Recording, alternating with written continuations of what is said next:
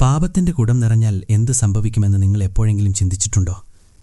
താൻ ചെയ്ത പാപങ്ങളുടെ കുടം നിറയുക മാത്രമല്ല, അതിന്റെ ശബ്ദം യമലോകം വരെ പ്രതിധ്വനിക്കുന്ന തരത്തിൽ അത് പൊട്ടിത്തെറിക്കുകയും ചെയ്ത ഒരു പുരോഹിതന്റെ കഥയാണിത്. ആരും സ്വപ്നത്തിൽ പോലും വിചാരിക്കാത്ത ഒരു വലിയ ശിക്ഷയുടെ കഥയാണിത്. ഒരായുസ് മുഴുവൻ കൊടുത്തുകൊണ്ട് നൽകേണ്ടി വന്ന ഒരു വലിയ പ്രായശ്ചിത്തപ്പിന്റെ കഥ. നമുക്ക് കാശി നഗരത്തിലേക്ക് പോകാം. വിധിയെക്കൊണ്ടുപോലും തന്റെ തീരുമാനം മാറ്റാൻ പ്രേരിപ്പിച്ച പണ്ഡിറ്റ് ശിവദീൻ ശർമ്മയുടെ ആ ഇരുണ്ട സത്യം എന്താണെന്ന് നമുക്ക് നോക്കാം. കാശിനഗരത്തിൽ ഒരു ബ്രാഹ്മണൻ ജീവിച്ചിരുന്നു. പണ്ഡിറ്റ് ശിവദീൻ ശർമ്മ എന്നായിരുന്നു അയാളുടെ പേര്. കാഴ്ചയിൽ അയാൾ വളരെ മതഭക്തിയുള്ളവനും സത്യസന്ധനായൊരു മനുഷ്യനാണെന്നേ തോന്നൂ. നെറ്റിയിൽ വലിയൊരു തിലകം, കഴുത്തിൽ രുദ്രാക്ഷമാല, കയ്യിലൊരു കമണ്ടലു, വായിലെപ്പോഴും രാമനാമം. ആളുകൾ അയാളെ കാണുമ്പോൾ തന്നെ കൈകൂപ്പി വണങ്ങുമായിരുന്നു. പണ്ഡിറ്റ്ജി എത്ര വലിയൊരു പുണ്യാത്മാവാണെന്നവർ ചിന്തിച്ചു. പക്ഷേ സത്യം മറ്റൊന്നായിരുന്നു. ശിവദീൻ്റെ മനസ്സ് ഇരുണ്ടതായിരുന്നു. അയാൾ ഒന്നാം തരം ഒരു തട്ടിപ്പുകാരനും വഞ്ചകനുമായിരുന്നു. ഗ്രാമങ്ങൾ തോറും നടന്ന ആളുകളെ ഭയപ്പെടുത്തുക എന്നതു മാത്രമായിരുന്നു ശിവദീൻ്റെ ജോലി. ചിലരോട് പറയും നിങ്ങളുടെ വീട്ടിൽ ദുർദേവതകളുടെ ബാധയുണ്ടെന്ന്. മറ്റു ചിലരോട് പറയും നിങ്ങൾക്ക് കണ്ടകശനിയാണെന്ന്. ഇനിയും ചിലരോട് പറയും നിങ്ങളുടെ ജാതകത്തിൽ കടുത്ത ചൊവ്വാദോഷമുണ്ടെന്ന്. എന്നിട്ട് പറയും ഞാൻ പറയുന്നത് പോലെ ഹോമവും പൂജയും നടത്തിയാൽ എല്ലാം ശരിയാകുമെന്ന്. പാവപ്പെട്ട ആളുകൾ ഇത് കേട്ട് ഭയന്നുപോയി. പണ്ഡിറ്റ്ജി വളരെ വലിയൊരു ജ്ഞാനിയാണെന്നവർ കരുതി. അദ്ദേഹം പറയുന്നത് സത്യമായിരിക്കുമെന്നവർ വിശ്വസിച്ചു. അങ്ങനെ ആ പാവങ്ങൾ തങ്ങളുടെ അധ്വാനിച്ചുണ്ടാക്കിയ പണം സ്വരൂപിച്ച് ശിവദീന് നൽകാൻ തുടങ്ങി. ശിവദീൻ ചെറിയ ചെറിയ ഹോമങ്ങൾ ചെയ്യുമായിരുന്നു. 2-3 വിറകുകൊള്ളികൾ കത്തിക്കും, ചില മന്ത്രങ്ങൾ പിറുപിറുക്കും, എന്നിട്ട് വലിയൊരു തുക പ്രതിഫലമായി വാങ്ങും. പണ്ഡിറ്റ്ജി തങ്ങൾക്ക് വലിയൊരു ഉപകാരമാണ് ചെയ്തതെന്ന് ആളുകൾ കരുതി. എന്നാൽ സത്യത്തിൽ ശിവദീൻ അവരുടെ പോക്കറ്റ് അടിക്കുകയായിരുന്നു. ഇങ്ങനെ ആളുകളെ വഞ്ചിച്ച് ശിവദീൻ ധാരാളം സമ്പത്ത് സമ്പാദിച്ചു. അയാൾക്ക് 2 നിലയുള്ളൊരു കോൺക്രീറ്റ് വീടുണ്ടായിരുന്നു. സ്വർണത്തിൻ്റെയും വെള്ളിയുടെയും പാത്രങ്ങളുണ്ടായിരുന്നു. ഏക്കർ കണക്കിന് ഭൂമിയുണ്ടായിരുന്നു. പക്ഷേ അയാളുടെ അത്യാർത്തിക്ക് ഒരു അവസാനവും ഉണ്ടായിരുന്നില്ല. അയാൾക്ക് ഇനിയും പണം വേണമെന്നായിരുന്നു ആഗ്രഹം. ശിവദീനൊരു മകളുണ്ടായിരുന്നു. ഗംഗ എന്നായിരുന്നു അവളുടെ പേര്. ഗംഗ അച്ഛൻ്റെ സ്വഭാവത്തിന് നേരെ വിപരീതമായിരുന്നു. അവൾ വളരെ പാവപ്പെട്ടവളും ദയവുള്ളവളുമായിരുന്നു. പാവപ്പെട്ടവരോട് അവൾക്ക് വലിയ സ്നേഹമായിരുന്നു. അവരുടെ വീട്ടുപടിക്കൽ ഒരു യാചകൻ വന്നാൽ ഗംഗ രഹസ്യമായി അവർക്ക് ഭക്ഷണവും വെള്ളവും നൽകുമായിരുന്നു. സ്വന്തം അച്ഛൻ്റെ പ്രവൃത്തികളിൽ അവൾക്ക് വലിയ ലജ്ജ തോന്നിയിരുന്നു. അച്ഛൻ എങ്ങനെയാണ് ആളുകളെ പറ്റിക്കുന്നതെന്ന് അവൾ ദിവസവും കാണുന്നുണ്ടായിരുന്നു. പാവപ്പെട്ട ആളുകൾ തങ്ങളുടെ വിയർപ്പിൻ്റെ വിലയുമായി വരുമ്പോൾ ശിവദീൻ അവരോട് വ്യാജ വാഗ്ദാനങ്ങൾ നൽകി ആ പണം തട്ടിയെടുക്കുന്നത് അവൾ നിസ്സഹായായി നോക്കി നിന്നു. ഇത് തെറ്റാണെന്ന് ഗംഗ പലപ്പോഴും അച്ഛനോട് പറയുമായിരുന്നു. പക്ഷെ ശിവദീൻ അവളെ ശകാരിക്കും. നീ വെറുമൊരു പെണ്ണാണ്, നിനക്ക് മതത്തെക്കുറിച്ചും കർമ്മങ്ങളെക്കുറിച്ചും എന്തറിയാം, നീ മിണ്ടാതെ നിന്റെ പണി നോക്കിപ്പോയിക്കോ എന്ന് അയാൾ പറയും. ഗംഗയുടെ അമ്മയ്ക്കും, അതായത് ശിവദീൻ്റെ ഭാര്യയ്ക്കും, ഭർത്താവിനെ വലിയ പേടിയായിരുന്നു. അവർക്കും ഒന്നും പറയാൻ കഴിഞ്ഞിരുന്നില്ല. വീട്ടിൽ ശിവദീൻ്റെ ഭരണം മാത്രമായിരുന്നു. അയാൾ എന്ത് പറയുന്നുവോ അതാണ് അവിടെ നടന്നിരുന്നത്. അങ്ങനെ ഇരിക്കെ ഒരു ദിവസം ഗംഗ അമ്പലത്തിൽ പോയി. അവിടെ പാവപ്പെട്ടൊരു ചെറുപ്പക്കാരനും വന്നിട്ടുണ്ടായിരുന്നു. രാംദീൻ എന്നായിരുന്നു അവൻ്റെ പേര്. ഒരു സാധാരണ കൂലിപ്പണിക്കാരൻ്റെ മകനായിരുന്നു രാംദീൻ. അവൻ ദിവസവും അമ്പലത്തിൽ വന്ന് ഈശ്വരനെ പ്രാർത്ഥിക്കുമായിരുന്നു. അവന് നല്ല വസ്ത്രങ്ങളോ സമ്പത്തോ ഒന്നും ഉണ്ടായിരുന്നില്ല. പക്ഷേ അവൻ്റെ മനസ്സ് വളരെ ശുദ്ധമായിരുന്നു. അവൻ കഠിനമായി അധ്വാനിക്കുകയും ഈശ്വരനിൽ വിശ്വസിക്കുകയും ചെയ്തു. ഗംഗയും രാംദീനും ആദ്യമായി കണ്ടുമുട്ടുന്നത് ആ അമ്പലത്തിൽ വെച്ചാണ്. രാംദീൻ ഭഗവാന് പൂക്കൾ അർപ്പിക്കുകയായിരുന്നു.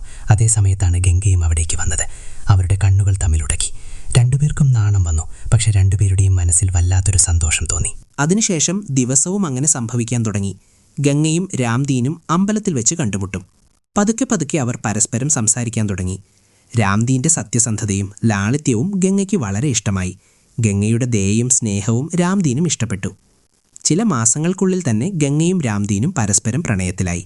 എന്നാൽ ഈ പ്രണയം അത്ര എളുപ്പമാകില്ലെന്ന് രണ്ടുപേർക്കും അറിയാമായിരുന്നു. ഗംഗ ഒരു സമ്പന്നനായ ബ്രാഹ്മണൻ്റെ മകളായിരുന്നു. രാംദീൻ ആകട്ടെ ഒരു പാവപ്പെട്ട കൂലിപ്പണിക്കാരൻ്റെ മകനും. ശിവദീൻ ഒരിക്കലും ഈ ബന്ധം അംഗീകരിക്കില്ലെന്ന് അവർക്കറിയാമായിരുന്നു. പക്ഷേ പ്രണയത്തിൽ മനുഷ്യൻ എന്തും ചെയ്യാൻ തയ്യാറാകുമല്ലോ. ഒരു ദിവസം രാംദീൻ ധൈര്യം സംഭരിച്ച് ഗംഗയോട് പറഞ്ഞു, എനിക്ക് നിന്നെ വിവാഹം കഴിക്കണം. ഗംഗയ്ക്ക് സന്തോഷമായി. പക്ഷേ അതോടൊപ്പം അച്ഛനെക്കുറിച്ചുള്ള ഭയവും അവളെ അലട്ടിയിരുന്നു. എങ്കിലും അവൾ രാംദീനോട് പറഞ്ഞു, എനിക്കും നിന്നെ വിവാഹം കഴിക്കണമെന്നുണ്ട്. പക്ഷേ എൻ്റെ അച്ഛൻ ഒരിക്കലും ഇതിന് സമ്മതിക്കില്ല. രാംദീൻ പറഞ്ഞു, സാരമില്ല, ഞാൻ നിൻ്റെ അച്ഛനോട് സംസാരിക്കാം. ഞാൻ നിന്നെ എപ്പോഴും സന്തോഷത്തോടെ നോക്കിക്കൊള്ളാമെന്ന് അദ്ദേഹത്തെ പറഞ്ഞു മനസ്സിലാക്കാം. അങ്ങനെ രാംദീൻ ഗംഗയുടെ വീട്ടിൽ പോകാൻ തീരുമാനിച്ചു. അതൊട്ടും എളുപ്പമുള്ള കാര്യമല്ലെന്ന് അവനക്കറിയാമായിരുന്നു. പക്ഷേ പ്രണയത്തിനു വേണ്ടി എന്തും പണയം വെക്കേണ്ടി വരും. ഒരു ദിവസം വൈകുന്നേരം രാംദീൻ ശിവദീൻ്റെ വീട്ടിലെത്തി. അവൻ വാതിലിൽ മുട്ടി. ശിവദീൻ വാതിൽ തുറന്നു. അയാൾ രാംദീനെ നോക്കി. കീറിപ്പറഞ്ഞ വസ്ത്രങ്ങൾ, പൊടി പുരണ്ട കാലുകൾ, കറുത്തിരുണ്ട മുഖം. ശിവദീനും ദേഷ്യം വന്നു. അയാൾ ചോദിച്ചു, നീ ആരാണ്? നിനക്കെന്താ ഇവിടെ കാര്യം? രാംദീൻ കൈ കൂപ്പിക്കൊണ്ട് പറഞ്ഞു, പണ്ഡിറ്റ്ജി, എൻ്റെ പേര് രാംദീൻ എന്നാണ്. എനിക്ക് താങ്കളോടൊരു കാര്യം സംസാരിക്കാനുണ്ട്. എന്ത് കാര്യമാണെന്ന് ശിവദീൻ ആവശ്യപ്പെട്ടു. രാംദീൻ ധൈര്യം സംഭരിച്ചു പറഞ്ഞു, പണ്ഡിറ്റ്ജി, ഞാൻ നിങ്ങളുടെ മകൾ ഗംഗയെ സ്നേഹിക്കുന്നു. എനിക്കവളെ വിവാഹം കഴിക്കണം. ഇതു കേട്ടതും ശിവദീൻ്റെ മുഖം ചുവന്നു തൊടുത്തു. അയാളുടെ കണ്ണുകളിൽ കോപത്തിൻ്റെ തീപ്പൊരി പാറി. അയാൾ ഉച്ചത്തിൽ അലറി, നീ എന്തൊക്കെയാടായി പറയുന്നത്? നീ വെറുമൊരു താഴെക്കിടയിലുള്ള കൂലിക്കാരനാണ്. എൻ്റെ മകളെയോ? എൻ്റെ മകളെ നോക്കാൻ നിനക്കെങ്ങനെ ധൈര്യം വന്നു? ഇവിടെ നിന്ന് ഇറങ്ങിപ്പോടാ, അല്ലെങ്കിൽ ഞാൻ നിന്നെ ശരിയാക്കിത്തരാം. രാംദീൻ വീണ്ടും ശ്രമിച്ചു. അവൻ പറഞ്ഞു, പണ്ഡിറ്റ്ജി, ഞാൻ പാവപ്പെട്ടവനായിരിക്കാം, പക്ഷെ ഞാൻ നന്നായി അധ്വാനിക്കുന്നവനാണ്. ഞാൻ നിങ്ങളുടെ മകളെ എപ്പോഴും സന്തോഷത്തോടെ നോക്കിക്കൊള്ളാം. ഞാൻ അവളെ പൊന്നുപോലെ കാത്തോളാം. പക്ഷേ ശിവദീൻ ഒന്നും കേൾക്കാൻ തയ്യാറായില്ല. അയാൾ രാംദീനെ പിടിച്ച് തള്ളി പുറത്താക്കി. ഇനി മേലാൽ എൻ്റെ വീടിൻ്റെ പരിസരത്ത് കണ്ടാൽ നിന്റെ കാൽ ഞാൻ തള്ളിയൊടിക്കുമെന്ന് അയാൾ ഭീഷണിപ്പെടുത്തി. രാംദീൻ സങ്കടത്തോടെ തിരികെ പോയി. അവന് വളരെ വിഷമം തോന്നി. പക്ഷേ അവൻ തോറ്റുകൊടുക്കാൻ തയ്യാറായില്ല. അവൻ ഗംഗയെ കാണുന്നത് തുടർന്നു. രണ്ടുപേരും രഹസ്യമായി കണ്ടുമുട്ടുമായിരുന്നു. ഇരുവരും പരസ്പരം ആശ്വസിപ്പിച്ചു. എൻ്റെ അച്ഛൻ വലിയ ക്രൂരനാണെന്നും അദ്ദേഹം ഒരിക്കലും നമ്മളെ സമ്മതിക്കില്ലെന്നും പറഞ്ഞ് ഗംഗ കരയുമായിരുന്നു. എല്ലാം ശരിയാകുമെന്നും ഈശ്വരൻ നമ്മളെ സഹായിക്കുമെന്നും രാംദീൻ അവളെ ആശ്വസിപ്പിച്ചു. എന്നാൽ ഗംഗയും രാംദീനും തമ്മിൽ കാണുന്നുണ്ടെന്ന വിവരം ശിവദീൻ അറിഞ്ഞിരുന്നു. അയാൾ സ്വന്തം മകളെ നിരീക്ഷിക്കാൻ തുടങ്ങി. ഒരു ദിവസം ഗംഗ രാംദീനുമായി സംസാരിക്കുന്നത് അയാൾ കണ്ടു. അയാൾക്ക് ദേഷ്യം വന്ന് ഭ്രാന്തു പിടിക്കുന്നത് പോലെ തോന്നി. അയാൾ വീട്ടിൽ വന്ന് ഗംഗയെ ക്രൂരമായി മർദ്ദിച്ചു. അയാൾ അവളെ ഒരു മുറിയിൽ അടച്ചുപൂട്ടി. ഇനി നീ ഈ മുറിയിൽ നിന്ന് പുറത്തിറങ്ങില്ലെന്നും ഞാൻ തീരുമാനിക്കുന്നിടത്ത് മാത്രമേ നിന്റെ കല്യാണം നടക്കൂ എന്നും അയാൾ പറഞ്ഞു. ഗംഗ കരഞ്ഞുകൊണ്ടേയിരുന്നു. അവൾ തൻ്റെ അമ്മയോട് കെഞ്ചി. പക്ഷേ അമ്മയ്ക്കും ഒന്നും ചെയ്യാൻ കഴിഞ്ഞില്ല. തൻ്റെ മകളെ ഏതെങ്കിലും സമ്പന്നനായ ഒരാൾക്ക് വിവാഹം ചെയ്തു കൊടുക്കുമെന്ന് ശിവദീൻ ഉറപ്പിച്ചിരുന്നു. നഗരത്തിലെ ഒരു വലിയ മുതലാളിയുടെ മകനെ അയാൾ കണ്ടെത്തി. മോത്തിലാൽ എന്നായിരുന്നു ആ മുതലാളിയുടെ പേര്. മോത്തിലാൽ വളരെ വലിയൊരു പണക്കാരനായിരുന്നു. അയാൾക്ക് ധാരാളം ഭൂമിയും സ്വത്തുക്കളും ഉണ്ടായിരുന്നു. എന്നാൽ മോത്തിലാലിൻ്റെ മകൻ വളരെ മോശം സ്വഭാവക്കാരനായിരുന്നു. മുകുന്ദ് എന്നായിരുന്നു അവൻ്റെ പേര്. മുകുന്ദ് മദ്യപിക്കുമായിരുന്നു, ചൂതാട്ടം നടത്തുമായിരുന്നു, സ്ത്രീകളെ ശല്യം ചെയ്യുമായിരുന്നു. മുകുന്ദ് ഒരു തെമുമാടിയും അലവലാതിയുമാണെന്ന് നഗരത്തിലുള്ള എല്ലാവർക്കും അറിയാമായിരുന്നു. എന്നാൽ ശിവദീന് ഇതൊന്നും ഒരു പ്രശ്നമേ ആയിരുന്നില്ല. അയാൾക്ക് പണം മാത്രമായിരുന്നു ആവശ്യം. മോത്തിലാൽ ശിവദീന് വലിയൊരു തുക സ്ത്രീധനം നൽകാമെന്ന് വാഗ്ദാനം ചെയ്തു. സ്വർണ്ണാഭരണങ്ങൾ, വെള്ളിപ്പാത്രങ്ങൾ, ലക്ഷക്കണക്കിന് രൂപ. ശിവദീൻ്റെ കണ്ണുകൾ തിളങ്ങി. ഗംഗയുടെ വിവാഹം മുകുന്ദുമായി അയാൾ ഉറപ്പിച്ചു. വിവരമറിഞ്ഞപ്പോൾ ഗംഗ തകർന്നുപോയി. അവൾ തൻ്റെ അച്ഛൻ്റെ കാലുപിടിച്ച് കരഞ്ഞു. അച്ഛാ, എനിക്ക് മുകുന്ദിനെ വിവാഹം കഴിക്കാൻ കഴിയില്ല. അവൻ വളരെ മോശം മനുഷ്യനാണ്. ഞാൻ രാംദീനെയാണ് സ്നേഹിക്കുന്നത്. ദയവായി എൻ്റെ വാക്കൊന്ന് കേൾക്കൂ എന്നവൾ യാചിച്ചു. പക്ഷേ ശിവദീൻ ഒന്നും കേട്ടില്ല.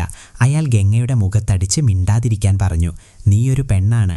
ഞാൻ പറയുന്നിടത്ത് നീ കല്യാണം കഴിക്കണം. നിന്റെ ഇഷ്ടമൊന്നും ഇവിടെ നടക്കില്ല. ഞാൻ നിന്റെ അച്ഛനാണ്. ഞാൻ പറയുന്നത് നീ അനുസരിച്ചേ മതിയാകൂ. ഗംഗയുടെ അമ്മയും ഇടപെട്ടു. അവർ ഭർത്താവിനോട് പറഞ്ഞു, മുകുന്ദ് വളരെ മോശം പയ്യനാണ്. നമ്മുടെ മകളുടെ ജീവിതം നശിച്ചു പോകും. പക്ഷേ ശിവദീൻ സ്വന്തം ഭാര്യയെയും ശകാരിച്ചു. നീയും മിണ്ടാതിരിക്ക്. നിനക്കൊന്നും അറിയില്ല. ഞാൻ ചെയ്യുന്നത് ശരിയായ കാര്യമാണ്. മുകുന്ദിൻ്റെ അച്ഛൻ വലിയ പണക്കാരനാണ്. നമുക്കിഷ്ടം പോലെ സ്ത്രീധനം കിട്ടും. നമ്മുടെ വില വർദ്ധിക്കും. ശിവദീന് പണത്തോട് മാത്രമായിരുന്നു ആർത്തി. സ്വന്തം മകളുടെ സന്തോഷം അയാൾക്കൊരു വിഷയമേ ആയിരുന്നില്ല. അയാൾക്ക് സമൂഹത്തിലുള്ള തൻ്റെ വിലയെക്കുറിച്ച് മാത്രമായിരുന്നു ചിന്ത. മകളെ ഒരു വലിയ പണക്കാരൻ്റെ വീട്ടിലേക്ക് വിവാഹം ചെയ്തയച്ചാൽ സമൂഹത്തിൽ തൻ്റെ അന്തസ്സ് കൂടുമെന്ന് അയാൾ കരുതി. ആളുകൾ തന്നെ കൂടുതൽ ബഹുമാനിക്കും. അതോടെ തൻ്റെ തട്ടിപ്പ് ബിസിനസ് കൂടുതൽ മെച്ചപ്പെടുമെന്നും അയാൾ ചിന്തിച്ചു. വിവാഹ തീയതി തീരുമാനിച്ചു. 15 ദിവസത്തിന് ശേഷം ഗംഗയുടെയും മുകുന്ദിൻ്റെയും കല്യാണം നടക്കും. ഗംഗ ദിവസവും കരഞ്ഞുകൊണ്ടിരുന്നു. അവൾക്ക് രാംദീനെ കാണണമായിരുന്നു. എന്നാൽ ശിവദീൻ അവളെ വീടിനുള്ളിൽ അടച്ചുപൂട്ടിയിരുന്നു. മുറിക്കു പുറത്ത് അയാൾ ഒരു വേലക്കാരനെ കാവൽ നിർത്തിയിരുന്നു. ഗംഗയ്ക്കു പുറത്തിറങ്ങാൻ കഴിഞ്ഞില്ല. ഗംഗയുടെ വിവാഹം ഉറപ്പിച്ച വിവരം രാംദീനും അറിഞ്ഞു. അവന് വല്ലാത്ത സങ്കടമായി. എങ്ങനെയെങ്കിലും ഗംഗയെ ഒന്ന് കാണാൻ അവൻ ശ്രമിച്ചു. എന്നാൽ ശിവദീൻ്റെ വേലക്കാർ അവനെ വീടിൻ്റെ പരിസരത്തേക്ക് പോലും അടുപ്പിച്ചില്ല. രാംദീൻ ആകെ വിഷമത്തിലായി. എന്തു ചെയ്യണമെന്ന് അവനിക്കറിയില്ലായിരുന്നു. അവൻ ദിവസവും അമ്പലത്തിൽ പോയി എന്തെങ്കിലും ഒരു വഴി കാണിച്ചു തരണമേ എന്ന് ഈശ്വരനോട് പ്രാർത്ഥിച്ചു. എന്നാൽ യാതൊരു വഴിയും തുറന്നു കിട്ടിയില്ല. ദിവസങ്ങൾ കടന്നുപോയി. വിവാഹത്തിനുള്ള ഒരുക്കങ്ങൾ തുടങ്ങി. ശിവദീൻ വളരെ വലിയൊരു കല്യാണത്തിനാണ് ഒരുക്കങ്ങൾ നടത്തിയത്. നഗരത്തിലുള്ള എല്ലാവരെയും അയാൾ ക്ഷണിച്ചു. എൻ്റെ മകളുടെ കല്യാണം വളരെ വലിയ ആർഭാടത്തോടെ നടക്കും എന്നയാൾ എല്ലാവരോടും പറഞ്ഞു. പണ്ഡിറ്റ് ശിവദീൻ എത്ര വലിയ ആളാണെന്ന് എല്ലാവരും കാണട്ടെ എന്നയാൾ അഹങ്കരിച്ചു. കല്യാണ ദിവസം വന്നെത്തി. ഗംഗയെ അണിയിച്ചൊരുക്കി. അവളെ ചുവന്ന പട്ടുസാരി ഉടുപ്പിച്ചു. സ്വർണ്ണാഭരണങ്ങൾ അണിയിച്ചു. മേക്കപ്പ് ചെയ്തു. എന്നാൽ ഗംഗയുടെ കണ്ണുകളിൽ യാതൊരു സന്തോഷവും ഉണ്ടായിരുന്നില്ല. അവൾ കരയുകയായിരുന്നു. അവളുടെ അമ്മയും കരയുകയായിരുന്നു. എന്നാൽ ആർക്കും ഒന്നും ചെയ്യാൻ കഴിഞ്ഞില്ല. വരനും കൂട്ടരും എത്തി. മുകുന്ദൊരു കുതിര പുറത്താണിരുന്നത്. അവൻ പൂർണ്ണമായും മദ്യലഹരിയിലായിരുന്നു. അവൻ്റെ കണ്ണുകൾ ചുവന്നിരുന്നു. അവൻ ചിരിച്ചുകൊണ്ടും സുഹൃത്തുക്കളുമായി തമാശ പറഞ്ഞുകൊണ്ടാണ് വന്നത്. ശിവദീൻ അവരെ സ്വാഗതം ചെയ്തു. അയാൾ മോത്തിലാലിൻ്റെ കാൽ തൊട്ട് വന്ദിച്ചു. എല്ലാവരെയും അയാൾ വളരെ ആദരവോടെ സ്വീകരിച്ചിരുത്തി. വിവാഹ ചടങ്ങുകൾ ആരംഭിച്ചു. പണ്ഡിറ്റുമാർ മന്ത്രങ്ങൾ ചൊല്ലാൻ തുടങ്ങി. ഗംഗയെ കല്യാണ മണ്ഡപത്തിൽ ഇരുത്തി. മുകുന്ദും വന്നിരുന്നു. അഗ്നിയെ വലം വയ്ക്കുന്ന ചടങ്ങുകൾ തുടങ്ങി. ഒന്നാമത്തെ വലം വയ്ക്കൽ കഴിഞ്ഞു. രണ്ടാമത്തേതു കഴിഞ്ഞു. മൂന്നാമത്തേതും കഴിഞ്ഞു. നാലാമത്തേതും കഴിഞ്ഞു. അഞ്ചാമത്തേതും കഴിഞ്ഞു. ആറാമത്തേതും കഴിഞ്ഞു. അങ്ങനെ ഏഴാമത്തെ വലം വയ്ക്കലും കഴിഞ്ഞു. ഗംഗയുടെ വിവാഹം അങ്ങനെ കഴിഞ്ഞു. ഗംഗയുടെ കണ്ണുനീർ നിൽക്കുന്നുണ്ടായിരുന്നില്ല. എൻ്റെ ജീവിതം നശിച്ചുപോയി എന്നവൾ ചിന്തിച്ചു. ഞാൻ രാംദീനെയായിരുന്നു സ്നേഹിച്ചത്. പക്ഷേ എൻ്റെ അച്ഛൻ എൻ്റെ ജീവിതം വെച്ചു കളിച്ചു. ഇനി ഈ ദുഷ്ടനായ മനുഷ്യൻ്റെ കൂടെ വേണം എനിക്ക് ജീവിച്ചു തീർക്കാൻ.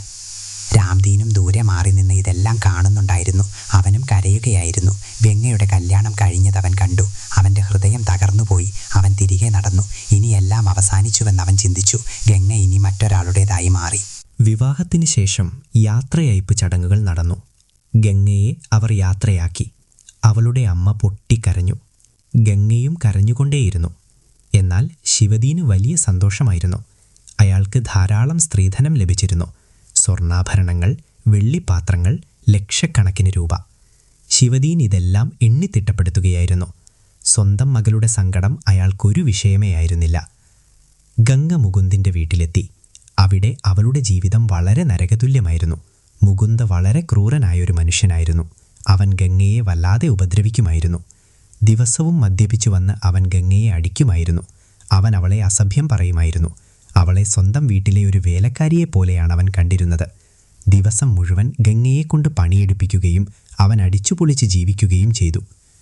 ഗംഗയുടെ അമ്മായിയമ്മയും വളരെ ദുഷ്ടയായൊരു സ്ത്രീയായിരുന്നു. അവരും ഗംഗയെ ഉപദ്രവിക്കുമായിരുന്നു. നീ നിന്നെപ്പറ്റി എന്താണ് വിചാരിച്ചിരിക്കുന്നത്? നിന്റെ അച്ഛൻ ഞങ്ങൾക്ക് സ്ത്രീധനമായി എന്തു തന്നു? ഒന്നുമില്ല. ഇനി നീ കിടന്ന് കഷ്ടപ്പെട്ട് ഈ വീട് നോക്കിക്കോ എന്നവർ പറയുമായിരുന്നു. ഗംഗയുടെ ജീവിതം നരകമായി മാറി. അവൾ ദിവസവും കരഞ്ഞു. അവൾ രാംദീനെ ഓർത്തു. എൻ്റെ അച്ഛൻ എൻ്റെ വാക്ക് കേട്ടിരുന്നെങ്കിൽ എന്നവൾ സങ്കടപ്പെട്ടു. രാംദീനെ വിവാഹം കഴിക്കാൻ കഴിഞ്ഞിരുന്നെങ്കിൽ എൻ്റെ ജീവിതം എത്ര സന്തോഷമുള്ളതായേരെ എന്നവൾ ചിന്തിച്ചു. എന്നാൽ ഇനി ഒന്നും ചെയ്യാൻ കഴിയില്ലായിരുന്നു. ഗംഗയ്ക്ക് സ്വന്തം വിധിയെ ഓർത്ത് കരയാൻ മാത്രമേ കഴിഞ്ഞുള്ളൂ. ഈ ദുഃഖത്തിൽ നിന്ന് എന്നെ ഒന്ന് രക്ഷിക്കണേ എന്നവൾ ദിവസവും ഈശ്വരനോട് പ്രാർത്ഥിച്ചു. എന്നാൽ യാതൊരു മറുപടിയും അവൾക്ക് ലഭിച്ചില്ല. ഇവിടെ ശിവദീൻ തൻ്റെ ജീവിതത്തിൽ വളരെ സന്തോഷവാനായിരുന്നു. സ്വന്തം മകളുടെ ദുഃഖത്തെക്കുറിച്ച് അയാൾക്ക് യാതൊരു ചിന്തയും ഉണ്ടായിരുന്നില്ല. അയാൾ പഴയതുപോലെ തന്നെ ആളുകളെ പറ്റിച്ച് ജീവിച്ചു. ചെറിയ ചെറിയ ഹോമങ്ങൾ നടത്തി വലിയ തുകകൾ വാങ്ങി. അയാളുടെ ബിസിനസ് മുമ്പത്തേക്കാൾ നന്നായി നടന്നു. കാരണം എൻ്റെ മകളുടെ വിവാഹം വലിയൊരു മുതലാളിയുടെ വീട്ടിലാണ് നടന്നതെന്നും ഞാൻ എത്ര വലിയ ആളാണെന്നും അയാൾ ഇപ്പോൾ ആളുകളോട് പറയുമായിരുന്നു. എന്നാൽ ഈശ്വരൻ ഇതെല്ലാം കാണുന്നുണ്ടായിരുന്നു. ശിവദീൻ്റെ കർമ്മങ്ങളെല്ലാം ഈശ്വരൻ അറിയാമായിരുന്നു.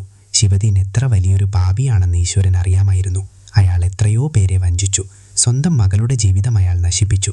ഇപ്പോൾ അയാളുടെ പാപങ്ങളുടെ കുടം നിറയുകയായിരുന്നു. ഒരു ദിവസത്തെ സംഭവം. ശിവദീൻ ഒരു ഗ്രാമത്തിൽ പോയി. അവിടെ ഒരു വലിയ കൃഷിക്കാരൻ താമസിച്ചിരുന്നു. അയാളുടെ കൃഷിയിടത്തിൽ നല്ല വിളവ് ലഭിക്കുന്നുണ്ടായിരുന്നില്ല. കൃഷിക്കാരൻ ആകെ വിഷമത്തിലായിരുന്നു. ശിവദീൻ അയാളെ കണ്ടിട്ട് പറഞ്ഞു, നിന്റെ കൃഷിയിടത്തിൽ ദുർദേവതകളുടെ ബാധയുണ്ട്. ഞാൻ പറയുന്നത് പോലെ ഹോമം നടത്തിയാൽ വിളവ് നന്നാകും. കൃഷിക്കാരൻ അത് വിശ്വസിച്ചു. ശിവദീൻ ഹോമത്തിനുള്ള ഒരുക്കങ്ങൾ ചെയ്തു. അയാൾ കൃഷിക്കാരനിൽ നിന്ന് വലിയൊരു തുക വാങ്ങി. എന്നിട്ട് ചെറിയൊരു ഹോമം നടത്തി. കുറച്ച് മന്ത്രങ്ങൾ ചൊല്ലിയിട്ട് അയാൾ അവിടെ നിന്നും പോയി. ഇനി തൻ്റെ കൃഷി നന്നാകുമെന്ന സന്തോഷത്തിലായിരുന്നു ആ കൃഷിക്കാരൻ. എന്നാൽ ഹോമം കഴിഞ്ഞ് കുറച്ച് ദിവസങ്ങൾക്ക് ശേഷം വല്ലാത്തൊരു സംഭവം നടന്നു. ശിവദീൻ തൻ്റെ വീട്ടിൽ നിന്ന് ചന്തയിലേക്ക് പോവുകയായിരുന്നു. വഴിയിൽ വെച്ചൊരു പേപ്പട്ടി അയാളുടെ നേരെ വന്നു. ആ നായ ശിവദീനെ കണ്ട് കുരയ്ക്കാൻ തുടങ്ങി. ശിവദീൻ ഭയന്നുപോയി. അയാൾ ഒരു വടി കൊണ്ട് നായയെ അടിക്കാൻ ശ്രമിച്ചു.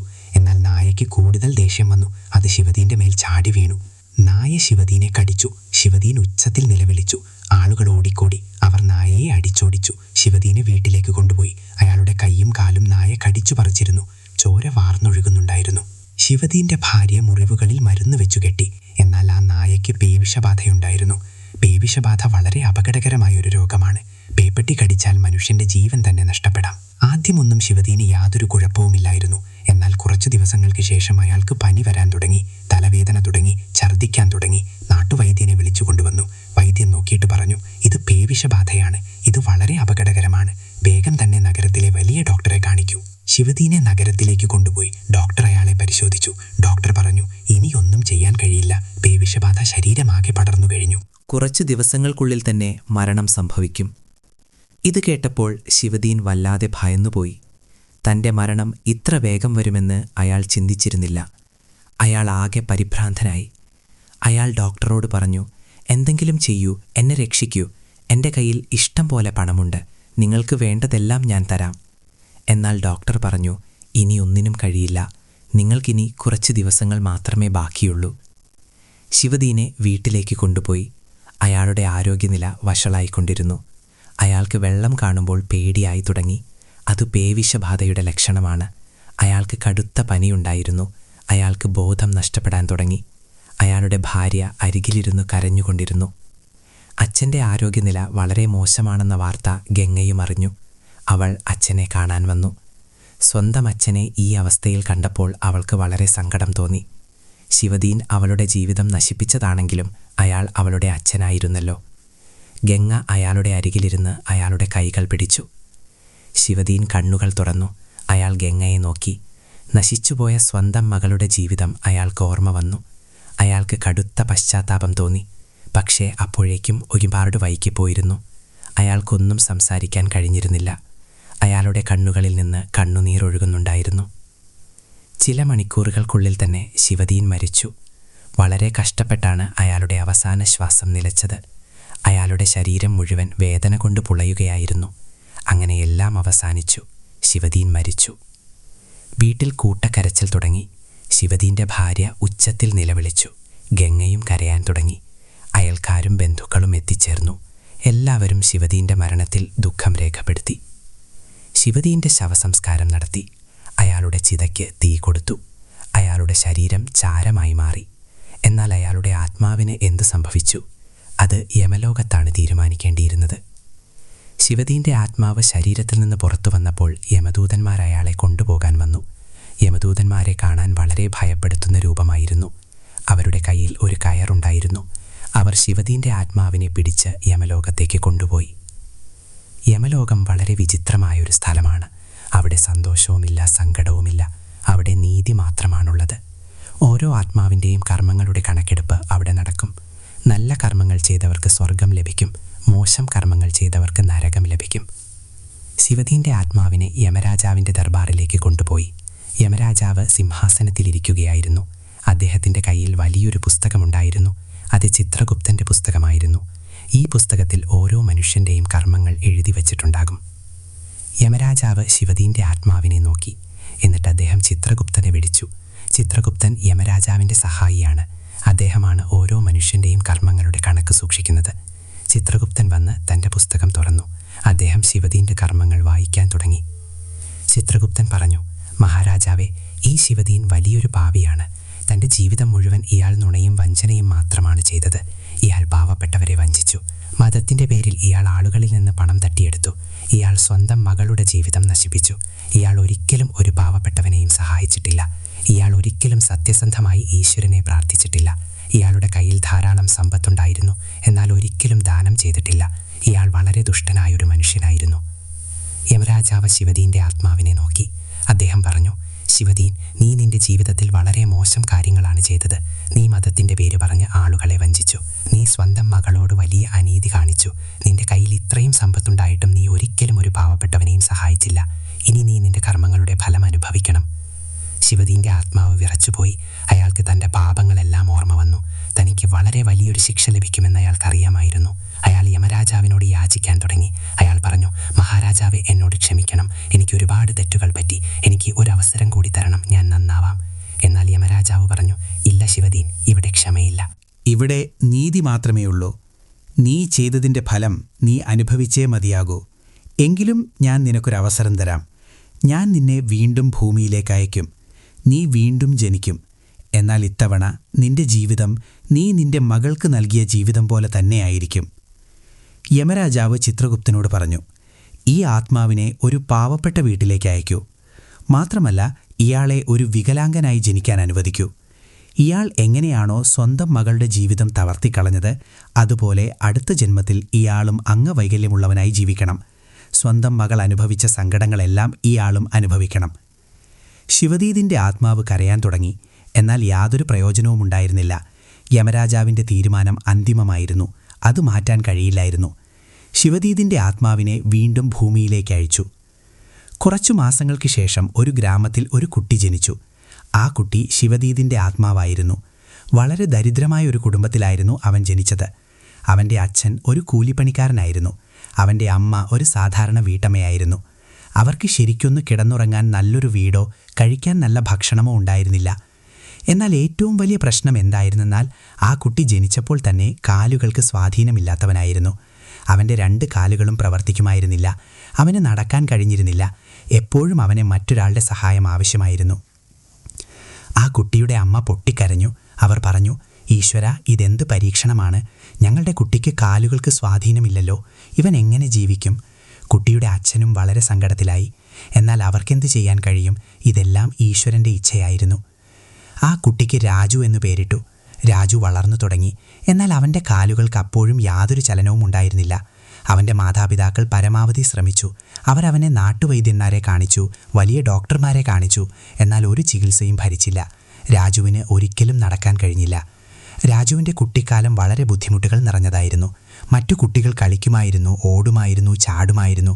എന്നാൽ രാജു ഒരു സ്ഥലത്തിരിക്കുക മാത്രമേ ചെയ്തിരുന്നുള്ളൂ. അവൻ മറ്റു കുട്ടികളെ നോക്കി മനസ്സിൽ കരയുമായിരുന്നു. തനിക്ക് എന്തുകൊണ്ട് നടക്കാൻ കഴിയുന്നില്ല എന്നോർത്ത് അവന് വല്ലാത്ത വിഷമം തോന്നി. മറ്റു കുട്ടികൾ രാജുവിനെ കളിപ്പിച്ചു. അവരവനെ മുടന്തലെന്ന് വിളിച്ചു. അവരവനെ ശല്യം ചെയ്തു. രാജു കരഞ്ഞുകൊണ്ട് അമ്മയുടെ അടുത്തേക്ക് പോകും. അമ്മ അവനെ ആശ്വസിപ്പിച്ചുകൊണ്ട് പറയും, മോനെ, നീ വിഷമിക്കണ്ട, ഈശ്വരൻ എല്ലാം ശരിയാക്കും. എന്നാൽ ഈശ്വരൻ ഒന്നും ചെയ്തില്ല. രാജുവിൻ്റെ ജീവിതം കൂടുതൽ ബുദ്ധിമുട്ടേറിയതായി മാറി. അവൻ വളരുംതോറും അവൻ്റെ സങ്കടങ്ങളും വർദ്ധിച്ചുകൊണ്ടിരുന്നു. തൻ്റെ ജീവിതം എത്രത്തോളം ദുരിതപൂർണമാണെന്ന് അവന് മനസ്സിലാകാൻ തുടങ്ങി. തനിക്കൊരിക്കലും ഒരു സാധാരണ ജീവിതം നയിക്കാൻ കഴിയില്ലെന്ന് അവന് ബോധ്യമായി. രാജുവിൻ്റെ അച്ഛൻ കഠിനമായി അധ്വാനിക്കുമായിരുന്നു. അദ്ദേഹം ദിവസം മുഴുവൻ കൂലിപ്പണിക്ക് പോയി. എങ്കിലും വീട്ടിൽ വലിയ സാമ്പത്തിക ബുദ്ധിമുട്ടുണ്ടായിരുന്നു. രാജുവിൻ്റെ ചികിത്സയ്ക്കായി ഒരുപാട് പണം ചിലവായിരുന്നു. ഇപ്പോൾ വീട്ടിൽ ഒന്നുമില്ലാത്ത അവസ്ഥയായി. രാജുവിന് 15 വയസ്സായപ്പോൾ താൻ തൻ്റെ മാതാപിതാക്കൾക്ക് വലിയൊരു ഭാരമാണെന്ന് അവന് തോന്നി. അവന് വളരെ സങ്കടമായി. തനിക്കും നടക്കാൻ കഴിഞ്ഞിരുന്നെങ്കിൽ എന്ന് അവൻ ആഗ്രഹിച്ചു. തനിക്കും ജോലി ചെയ്യാമായിരുന്നു. തനിക്കും അച്ഛനെയും അമ്മയെയും സഹായിക്കാമായിരുന്നു. എന്നാൽ അവനൊന്നും ചെയ്യാൻ കഴിഞ്ഞില്ല. ഒരു ദിവസം രാജു അമ്മയോട് പറഞ്ഞു, അമ്മേ, ഞാൻ നിങ്ങൾക്ക് വലിയൊരു ഭാരമാണ്. എന്നോട് ക്ഷമിക്കണം. ഞാൻ കാരണമാണ് അമ്മയ്ക്കും അച്ഛനും ഇത്രയും ബുദ്ധിമുട്ടുകൾ ഉണ്ടാവുന്നത്. രാജുവിൻ്റെ അമ്മ പൊട്ടിക്കരഞ്ഞുപോയി. അവർ രാജുവിനെ കെട്ടിപ്പിടിച്ചുകൊണ്ട് പറഞ്ഞു, മോനെ, അങ്ങനെ പറയരുത്. നീ ഞങ്ങൾക്കൊരിക്കലും ഒരു ഭാരമല്ല. നീ ഞങ്ങളുടെ മകനാണ്. ഞങ്ങൾ നിന്നെ ഒരുപാട് സ്നേഹിക്കുന്നുണ്ട്. എന്നാൽ രാജുവിന് യാതൊരു സമാധാനവും ലഭിച്ചില്ല. താൻ ഒന്നിനും കൊള്ളാത്തവനാണെന്ന് അവന് തോന്നി. ഞാൻ എന്തിനാണ് ജീവിക്കുന്നത്? എനിക്കൊന്നും ചെയ്യാൻ കഴിയില്ലല്ലോ എന്നവൻ ദിവസവും ചിന്തിച്ചു. രാജുവിൻ്റെ ഗ്രാമത്തിൽ ഒരു അമ്പലമുണ്ടായിരുന്നു. രാജു ദിവസവും ആ അമ്പലത്തിൽ പോകുമായിരുന്നു. അവൻ്റെ അമ്മയാണ് അവനെ അവിടെ കൊണ്ടുപോയിരുന്നത്. രാജു ഈശ്വരൻ്റെ മുന്നിൽ ഇരുന്ന് കരയുമായിരുന്നു. അവൻ ഈശ്വരനോട് ചോദിക്കും, ഈശ്വര, എനിക്ക് എന്തിനാണ് ഇത്രയും ദുഃഖങ്ങൾ തന്നത്? ഞാൻ എന്ത് തെറ്റാണ് ചെയ്തത്? എന്നെ എന്തിനാണ് ഇങ്ങനെ സൃഷ്ടിച്ചത്? എന്നാൽ ഈശ്വരൻ ഒരു മറുപടിയും നൽകിയില്ല. രാജുവിനൊന്നും മനസ്സിലാക്കാൻ കഴിഞ്ഞില്ല. അവൻ എപ്പോഴും സങ്കടപ്പെട്ടിരുന്നു. സമയം കടന്നുപോയി. രാജുവിനിപ്പോൾ 20 വയസ്സായി. അവൻ ഇപ്പോഴും കാലുകൾക്ക് സ്വാധീനമില്ലാത്തവനായിരുന്നു. ഇപ്പോഴും നടക്കാൻ കഴിയില്ലായിരുന്നു. അവൻ്റെ ജീവിതം അങ്ങനെ തന്നെ തുടർന്നു. യാതൊരു മാറ്റവുമില്ലായിരുന്നു. ഒരു ദിവസം അമ്പലത്തിൽ ഒരു സന്യാസി വന്നു. അദ്ദേഹം വളരെ പ്രായമുള്ള ആളായിരുന്നു. അദ്ദേഹത്തിന് നീണ്ട വെളുത്ത താടിയുണ്ടായിരുന്നു. വളരെ ശാന്തനും ജ്ഞാനിയുമായാണ് അദ്ദേഹത്തെ കണ്ടിരുന്നത്. രാജു അദ്ദേഹത്തെ നോക്കിക്കൊണ്ടിരുന്നു. സന്യാസിയും രാജുവിനെ കണ്ടു. അദ്ദേഹം രാജുവിൻ്റെ അരികിൽ വന്നിട്ട് ചോദിച്ചു, മോനെ, നിന്നെ കണ്ടിട്ട് വല്ലാത്ത സങ്കടത്തിലാണെന്ന് തോന്നുന്നല്ലോ. എന്താണ് കാര്യം? രാജു സന്യാസിയോട് തൻ്റെ കഥ മുഴുവൻ പറഞ്ഞു. താൻ ജനിച്ചപ്പോൾ മുതൽ കാലുകൾക്ക് സ്വാധീനമില്ലാത്തവനാണെന്നവൻ പറഞ്ഞു. തൻ്റെ ജീവിതം എത്ര ബുദ്ധിമുട്ടുള്ളതാണെന്നവൻ വിവരിച്ചു. ആളുകൾ എങ്ങനെയാണ് തന്നെ കളിയാക്കുന്നതെന്നും താൻ സ്വന്തം മാതാപിതാക്കൾക്ക് എങ്ങനെയൊരു ഭാരമായി മാറിയെന്നും അവൻ സന്യാസിയോട് പറഞ്ഞു. സന്യാസി രാജു പറഞ്ഞതെല്ലാം ശ്രദ്ധയോടെ കേട്ടു. എന്നിട്ട് അദ്ദേഹം രാജുവിനോട് പറഞ്ഞു, മോനെ, ഇതെല്ലാം നിന്റെ മുൻജന്മ കർമ്മങ്ങളുടെ ഫലമാണ്. നീ നിന്റെ മുൻജന്മത്തിൽ വളരെ മോശം കർമ്മങ്ങൾ ചെയ്തിട്ടുണ്ട്. അതുകൊണ്ടാണ് ഈ ജന്മത്തിൽ നിനക്ക് ഇത്രയും ദുഃഖങ്ങൾ അനുഭവിക്കേണ്ടി വരുന്നത്. രാജു ഞെട്ടിപ്പോയി. അവൻ ചോദിച്ചു, പക്ഷേ സ്വാമി, എനിക്കൊന്നും ഓർമ്മയില്ലല്ലോ. ഞാൻ മുൻജന്മത്തിൽ എന്താണ് ചെയ്തത്? സന്യാസി പറഞ്ഞു, മോനെ, മനുഷ്യന് തൻ്റെ മുൻജന്മത്തിലെ കാര്യങ്ങളൊന്നും ഓർമ്മയുണ്ടാകില്ല. പക്ഷേ ഈശ്വരൻ എല്ലാം ഓർത്തിരിക്കും. നിന്റെ കർമ്മങ്ങൾ എപ്പോഴും നിന്നെ പിന്തുടരും. വിതച്ചതേ കൊയ്യൂ. അതാണ് പ്രകൃതിയുടെ നിയമം. രാജു ചോദിച്ചു, അപ്പോൾ എൻ്റെ ജീവിതം എപ്പോഴും ഇങ്ങനെ തന്നെ ആയിരിക്കുമോ? എനിക്കൊരിക്കലും സന്തോഷം കിട്ടില്ലേ? സന്യാസി പറഞ്ഞു, മോനെ, നീ ഈ ജന്മത്തിൽ നല്ല കർമ്മങ്ങൾ ചെയ്താൽ നിനക്ക് അടുത്ത ജന്മത്തിൽ സന്തോഷം ലഭിക്കും. എന്നാൽ ഈ ജന്മത്തിൽ നിന്റെ പഴയ കർമ്മങ്ങളുടെ ഫലം നീ അനുഭവിച്ചേ മതിയാവൂ. ഇത് വിധിയിൽ എഴുതപ്പെട്ടതാണ്. അതാർക്കും മായ്ക്കാൻ കഴിയില്ല. രാജുവിന് വളരെ സങ്കടം തോന്നി. എന്നാൽ സന്യാസി പറഞ്ഞതിൽ സത്യമുണ്ടായിരുന്നു. ഞാൻ മുൻ ജന്മത്തിൽ ശരിക്കും എന്തെങ്കിലും മോശം കാര്യങ്ങൾ ചെയ്തിട്ടുണ്ടാകും. അതുകൊണ്ടായിരിക്കും എനിക്ക് ഈ ശിക്ഷ ലഭിക്കുന്നതെന്നവൻ ചിന്തിച്ചു. സന്യാസി രാജുവിനോട് പറഞ്ഞു, മോനെ, നീ സങ്കടപ്പെടരുത്. ഇനി മുതൽ നീ നല്ല കാര്യങ്ങൾ ചെയ്യുക, മറ്റുള്ളവരെ സഹായിക്കുക, സത്യം മാത്രം പറയുക, ആരെയും വഞ്ചിക്കാതിരിക്കുക, ഈശ്വരനിൽ വിശ്വസിക്കുക. എങ്കിൽ നിന്റെ അടുത്ത ജന്മം വളരെ നല്ലതായിരിക്കും. രാജു സന്യാസി പറഞ്ഞത് അംഗീകരിച്ചു. ഈ ജന്മത്തിൽ എന്തായാലും എനിക്കൊന്നും ചെയ്യാൻ കഴിയില്ല. എങ്കിലും അടുത്ത ജന്മത്തിനെങ്കിലും വേണ്ടി എനിക്ക് നല്ല കാര്യങ്ങൾ ചെയ്യാമല്ലോ എന്നവൻ ചിന്തിച്ചു. ഇനി മുതൽ നല്ല കാര്യങ്ങൾ മാത്രമേ ചെയ്യൂ എന്ന് രാജു തീരുമാനിച്ചു. രാജുവിന് നടക്കാൻ കഴിയില്ലായിരുന്നെങ്കിലും അവൻ മറ്റു പല വഴികളിലൂടെയും ആളുകളെ സഹായിക്കാൻ തുടങ്ങി. അവരുടെ വീട്ടിൽ ഏതെങ്കിലും പാവപ്പെട്ടവർ വന്നാൽ രാജു അവർക്ക് ഭക്ഷണം നൽകും. ആരെങ്കിലും സഹായം ചോദിച്ചു വന്നാൽ അവരെ സഹായിക്കാൻ രാജു അമ്മയോട് പറയും. രാജു നുണ പറയുന്നത് നിർത്തി. അവൻ എപ്പോഴും സത്യം മാത്രമേ പറഞ്ഞിരുന്നുള്ളൂ. പതുക്കെ പതുക്കെ രാജുവിൻ്റെ ജീവിതത്തിൽ ചെറിയ മാറ്റങ്ങൾ വരാൻ തുടങ്ങി. അവന് വല്ലാത്തൊരു ശാന്തി ലഭിച്ചു. അവൻ്റെ ശരീരം ഇപ്പോഴും തളർന്ന അവസ്ഥയിലായിരുന്നെങ്കിലും അവൻ്റെ മനസ്സ് ശാന്തമായിരുന്നു. അവൻ ഇപ്പോൾ അധികം കരയാറില്ല. തനിക്ക് നല്ല മാതാപിതാക്കളെ ലഭിച്ചതിനെക്കുറിച്ചോർത്ത് അവൻ ഈശ്വരനോട് നന്ദി പറഞ്ഞു. ഒരു ദിവസം രാജുവിൻ്റെ ഗ്രാമത്തിൽ ഒരു പെൺകുട്ടി വന്നു. മീന എന്നായിരുന്നു അവളുടെ പേര്. മീനയും ഒരു പാവപ്പെട്ട കുടുംബത്തിൽ നിന്നുള്ളവളായിരുന്നു. അവളുടെ അച്ഛൻ രോഗിയായിരുന്നു. മീന ഒറ്റയ്ക്കാണ് കുടുംബം നോക്കിയിരുന്നത്. അവൾ മറ്റുള്ളവരുടെ വീടുകളിൽ പണിക്ക് പോകുമായിരുന്നു. മീനയും രാജുവും അമ്പലത്തിൽ വെച്ചാണ് ആദ്യമായി കണ്ടുമുട്ടുന്നത്. മീനയും ദിവസവും അമ്പലത്തിൽ വരുമായിരുന്നു. അവൾ രാജുവിനെ അവിടെ വെച്ച് കണ്ടു. രാജു അമ്മയുടെ സഹായത്തോടെയാണ് അമ്പലത്തിൽ വന്നിരുന്നത്. മീനയ്ക്ക് രാജുവിനോട് ദയ തോന്നി. ഈ കുട്ടി എത്രത്തോളം സങ്കടത്തിലാണെന്നും എന്നാൽ എത്ര ശാന്തനാണെന്നും അവൾ ചിന്തിച്ചു. പതുക്കെ മീനയും രാജുവും തമ്മിൽ സൗഹൃദത്തിലായി. മീന രാജുവുമായി സംസാരിക്കുമായിരുന്നു. രാജുവും മീനയോട് സംസാരിക്കും. രണ്ടുപേരും തങ്ങളുടെ സങ്കടങ്ങൾ പരസ്പരം പങ്കുവച്ചു. രണ്ടുപേരും പരസ്പരം ആശ്വസിപ്പിച്ചു. കുറച്ചു മാസങ്ങൾക്കുള്ളിൽ മീനയും രാജുവും പ്രണയത്തിലായി. എന്നാൽ രാജുവിന് ഭയമുണ്ടായിരുന്നു. എനിക്ക് നടക്കാൻ കഴിയില്ലല്ലോ, മീന എന്നെ എന്തിനു കല്യാണം കഴിക്കണം, ഞാൻ അവൾക്ക് ഒന്നിനും ഉപകാരപ്പെടില്ലല്ലോ എന്നവൻ ചിന്തിച്ചു. എന്നാൽ മീന രാജുവിനോട് പറഞ്ഞു, ഞാൻ നിന്നെ സ്നേഹിക്കുന്നു. എനിക്ക് നിന്റെ ശരീരത്തെയല്ല നിന്റെ മനസ്സിനെയാണിഷ്ടം. നീ വളരെ നല്ലൊരു മനുഷ്യനാണ്. എനിക്ക് നിന്നെ വിവാഹം കഴിക്കണം. രാജുവിനത് വിശ്വസിക്കാൻ കഴിഞ്ഞില്ല. അവൻ പറഞ്ഞു, പക്ഷേ മീന, എനിക്ക് നടക്കാൻ പോലും കഴിയില്ലല്ലോ, ഞാൻ നിന്നെ എങ്ങനെ നോക്കും? മീന പറഞ്ഞു, നമ്മൾ രണ്ടുപേരും ചേർന്ന് പരസ്പരം നോക്കും. നമ്മൾ രണ്ടുപേരും ചേർന്ന് ജീവിതം മുന്നോട്ട് കൊണ്ടുപോകും. രാജുവിന് വലിയ സന്തോഷമായി. എന്നാൽ അതോടൊപ്പം അവന് തൻ്റെ മുൻജന്മത്തെക്കുറിച്ചും ഓർമ്മ വന്നു. നീ നിന്റെ മുൻജന്മത്തിൽ സ്വന്തം മകളോട് വലിയ അനീതി കാണിച്ചുവെന്നും അവളുടെ വിവാഹം വളരെ മോശപ്പെട്ട ഒരാളുമായി നീ നിർബന്ധിച്ച് നടത്തിയെന്നും സന്യാസി പറഞ്ഞിരുന്നു. തനിക്ക് ലഭിക്കേണ്ട ശിക്ഷ തന്നെയാണിതെന്ന് രാജുവിന് മനസ്സിലായി. അവൻ സ്വന്തം മകളെ നിർബന്ധിച്ചു വിവാഹം കഴിപ്പിച്ചു. ഇപ്പോൾ അവനും അതേ ബുദ്ധിമുട്ടുകൾ അനുഭവിക്കേണ്ടി വരികയാണ്. എന്നാൽ ഇത്തവണ രാജുവിൻ്റെ കഥ വ്യത്യസ്തമായിരുന്നു. രാജുവിൻ്റെ മാതാപിതാക്കൾ മീനയെ കണ്ടു. അവർക്ക് മീനയെ വളരെ ഇഷ്ടമായി. മീന ഒരു നല്ല പെൺകുട്ടിയാണെന്ന് അവർക്കറിയാമായിരുന്നു. അവർ രാജുവിനോട് പറഞ്ഞു, നിനക്ക് മീനയെ വിവാഹം കഴിക്കണമെന്നുണ്ടെങ്കിൽ ഞങ്ങൾക്ക് സമ്മതമാണ്. രാജു വളരെ സന്തോഷവാനായി. ഈശ്വരൻ തന്നെ അനുഗ്രഹിച്ചിരിക്കുകയാണെന്ന് അവൻ ചിന്തിച്ചു. മാതാപിതാക്കൾ അവൻ്റെ ആഗ്രഹം അംഗീകരിച്ചു. അവരവൻ്റെ പ്രണയം മനസ്സിലാക്കി. മുൻജന്മത്തിൽ ശിവദീൻ തൻ്റെ മകൾ ഗംഗയ്ക്ക് നൽകാൻ തയ്യാറാകാതിരുന്ന കാര്യമായിരുന്നു ഇത്. രാജുവിൻ്റെയും മീനയുടെയും വിവാഹം കഴിഞ്ഞു. വളരെ ചെറിയൊരു കല്യാണമായിരുന്നു അത്. യാതൊരു ആർഭാടവും ഉണ്ടായിരുന്നില്ല. കുറച്ചു ബന്ധുക്കളും സുഹൃത്തുക്കളും മാത്രമേ ഉണ്ടായിരുന്നുള്ളൂ. എന്നാൽ രാജുവും മീനയും വളരെ സന്തോഷത്തിലായിരുന്നു. കല്യാണത്തിന് ശേഷം രാജുവും മീനയും ഒരുമിച്ച് ജീവിക്കാൻ തുടങ്ങി. മീന രാജുവിനെ വളരെ നന്നായി നോക്കിയിരുന്നു. അവൾ അവൻ്റെ എല്ലാ ആവശ്യങ്ങളും കണ്ടറിഞ്ഞു ചെയ്തു. രാജുവും മീനയെ ഒരുപാട് സ്നേഹിച്ചു. അവൻ എപ്പോഴും മീനയോടൊപ്പം നിന്നു. ഇതിനെയാകാം വിധി എന്ന് വിളിക്കുന്നതെന്ന് രാജു ചിന്തിച്ചു. മുൻജന്മത്തിൽ താൻ സ്വന്തം മകളോട് ക്രൂരത കാണിച്ചു. അതുകൊണ്ടാണ് ഈ ജന്മത്തിൽ തനിക്ക് ശിക്ഷ ലഭിച്ചത്. എന്നാൽ താൻ നല്ല കർമ്മങ്ങൾ ചെയ്യാൻ തുടങ്ങിയപ്പോൾ തൻ്റെ ജീവിതത്തിൽ സന്തോഷങ്ങൾ വരാൻ തുടങ്ങി. രാജു ഇപ്പോൾ ഈശ്വരൻ്റെ മുന്നിൽ കരയുന്നത് നിർത്തി. അവൻ ഈശ്വരനോട് നന്ദി പറയാൻ തുടങ്ങി. അവൻ പറഞ്ഞു, ഈശ്വര, നീ എനിക്ക് ശിക്ഷ തന്നു, പക്ഷേ അതോടൊപ്പം നീ എനിക്ക് മീനയെയും തന്നു. എൻ്റെ പഴയ കർമ്മങ്ങളെക്കുറിച്ച് നീ എന്നെ ബോധ്യപ്പെടുത്തി. വിധിയിൽ എഴുതിയതൊരിക്കലും മാറ്റാൻ കഴിയില്ലെന്ന് എനിക്കിപ്പോൾ മനസ്സിലായി. കഥ ഇവിടെ തീരുന്നില്ല. രാജുവിൻ്റെ ജീവിതത്തിൽ ഇനിയും ഒരുപാട് കാര്യങ്ങൾ നടക്കാനുണ്ടായിരുന്നു. ഒരു ദിവസം മീനയുടെ അച്ഛൻ്റെ ആരോഗ്യനില വളരെ മോശമായി. അദ്ദേഹത്തിന് കടുത്ത പനിയുണ്ടായിരുന്നു. മീന ആകെ പരിഭ്രാന്തയായി. രാജു അവളെ ആശ്വസിപ്പിച്ചു. നമുക്ക് ഡോക്ടറെ വിളിക്കാമെന്ന് പറഞ്ഞു. ഡോക്ടർ വന്ന് മീനയുടെ അച്ഛനെ പരിശോധിച്ചു. കടുത്ത പനിയാണെന്നും മരുന്ന് ആവശ്യമുണ്ടെന്നും ഡോക്ടർ പറഞ്ഞു. എന്നാൽ മരുന്നിന് വലിയ വിലയായിരുന്നു. മീനയുടെ കയ്യിൽ പണമുണ്ടായിരുന്നില്ല. രാജുവിൻ്റെ കയ്യിലും പണമുണ്ടായിരുന്നില്ല. മീന കരയാൻ തുടങ്ങി. ഇനി എന്തു ചെയ്യും? എൻ്റെ അച്ഛൻ്റെ ജീവൻ അപകടത്തിലാണെന്ന് അവൾ പറഞ്ഞു. രാജു മീനയെ ആശ്വസിപ്പിച്ചു. നീ വിഷമിക്കണ്ട, നമ്മൾ എന്തെങ്കിലും ഒരു വഴി കണ്ടെത്തുമെന്ന് അവൻ പറഞ്ഞു. രാജു തൻ്റെ അമ്മയോട് കാര്യം പറഞ്ഞു. അമ്മ പറഞ്ഞു, മോനെ, നമ്മുടെ കയ്യിലും ഒന്നുമില്ലല്ലോ, നമ്മൾ എന്ത് ചെയ്യാനാണ്? രാജു ചിന്തിച്ചു. അവൻ്റെ കയ്യിൽ ഒരു രുദ്രാക്ഷമാലയുണ്ടായിരുന്നു. അതവൻ്റെ മുത്തശ്ശിയുടേതായിരുന്നു. വളരെ പഴക്കമുള്ള ഒരു മാലയായിരുന്നു അത്. അതിന് വലിയ വില കിട്ടുമായിരുന്നു.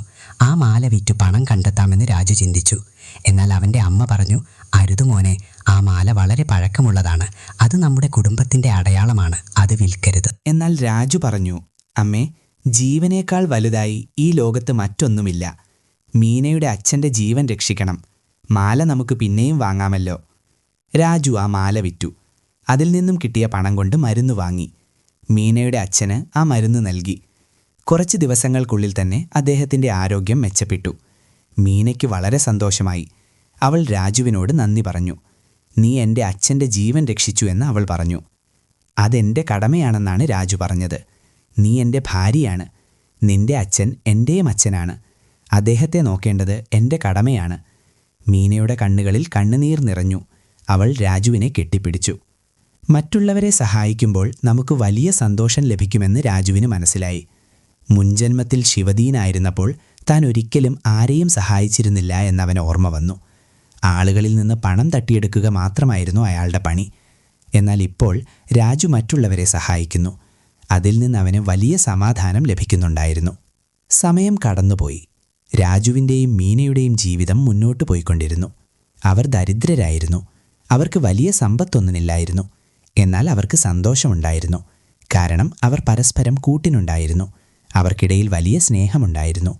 ഒരു ദിവസം മീന രാജുവിനോടൊരു കാര്യം പറഞ്ഞു. അവളൊരു അമ്മയാകാൻ പോകുന്നു. രാജുവിന് വലിയ സന്തോഷമായി. എന്നാൽ അതോടൊപ്പം അവന് ഭയവും തോന്നി. എനിക്ക് നടക്കാൻ കഴിയില്ലല്ലോ. ഞാൻ എൻ്റെ കുഞ്ഞിനെ എങ്ങനെ നോക്കും?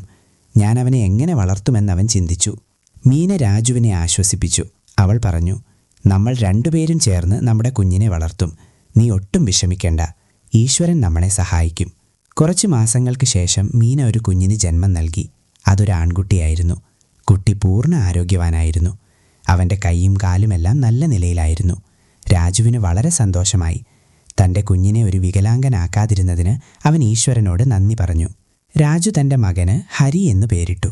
ഹരി വളരെ സുന്ദരനായൊരു കുട്ടിയായിരുന്നു. രാജുവും മീനയും അവനെ ഒരുപാട് സ്നേഹിച്ചു. രാജുവിന് നടക്കാൻ കഴിഞ്ഞിരുന്നില്ലെങ്കിലും അവൻ തൻ്റെ മകനെ വളരെ നന്നായി നോക്കിയിരുന്നു. അവൻ ഹരിയെ മടിയിലിരുത്തും, അവനെ കൊഞ്ചിക്കും, അവനുമായി സംസാരിക്കും. ഹരി വളരാൻ തുടങ്ങി. അവൻ നടക്കാൻ തുടങ്ങിയപ്പോൾ രാജുവിന് വല്ലാത്ത സന്തോഷം തോന്നി. തൻ്റെ മകൻ ഓടുന്നതും കളിക്കുന്നതും അവൻ നോക്കി നിന്നു. ഈശ്വരൻ തന്നെ അനുഗ്രഹിച്ചിരിക്കുകയാണെന്ന് രാജു കരുതി. അവൻ്റെ മകൻ പൂർണ്ണ ആരോഗ്യവാനാണ്. എന്നാൽ രാജു ഒരു കാര്യം തീരുമാനിച്ചിരുന്നു. തൻ്റെ മകന് ഏറ്റവും നല്ല സംസ്കാരം നൽകുമെന്ന്. അവനവന് സത്യത്തിൻ്റെ വഴി കാണിച്ചു കൊടുക്കുമെന്ന് തീരുമാനിച്ചു. എപ്പോഴും നല്ല കർമ്മങ്ങൾ ചെയ്യണമെന്നും ആരെയും വഞ്ചിക്കരുതെന്നും അവൻ മകനെ പഠിപ്പിക്കും.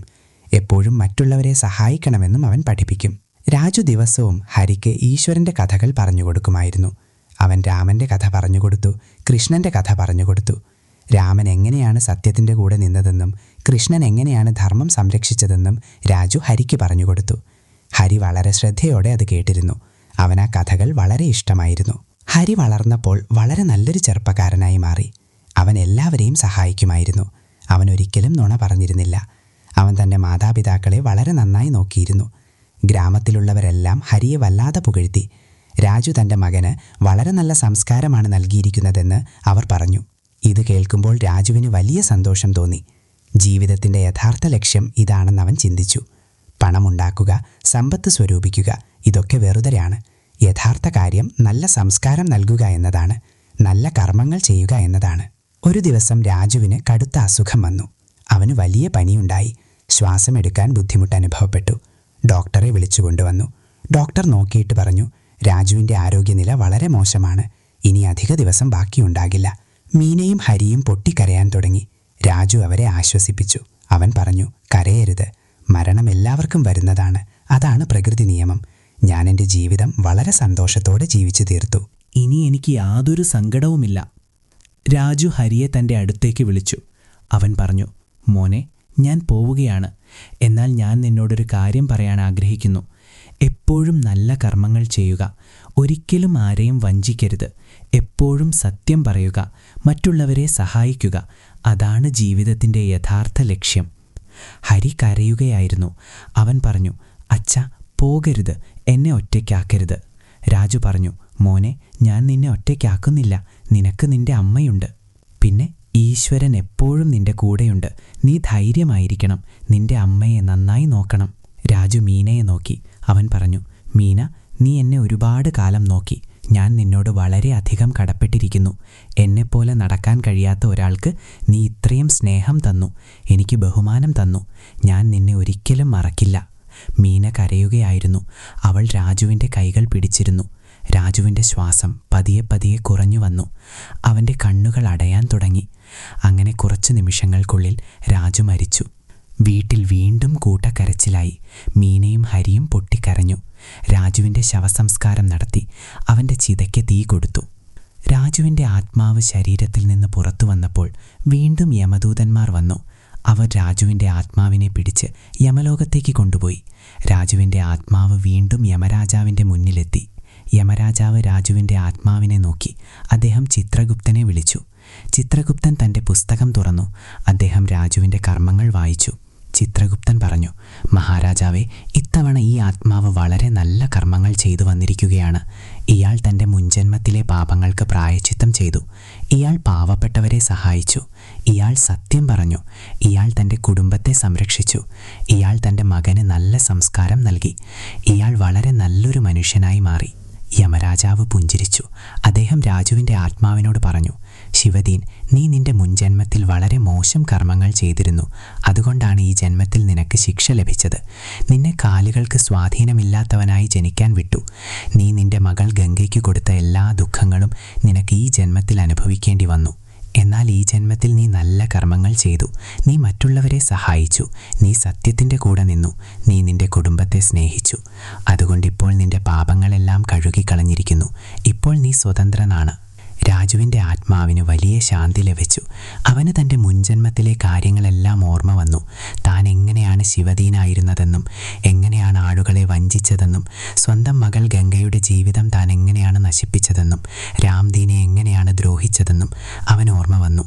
രാജുവിൻ്റെ ആത്മാവ് യമരാജാവിനോട് പറഞ്ഞു, മഹാരാജാവേ, ഇപ്പോൾ എനിക്ക് എല്ലാം ഓർമ്മ വരുന്നുണ്ട്.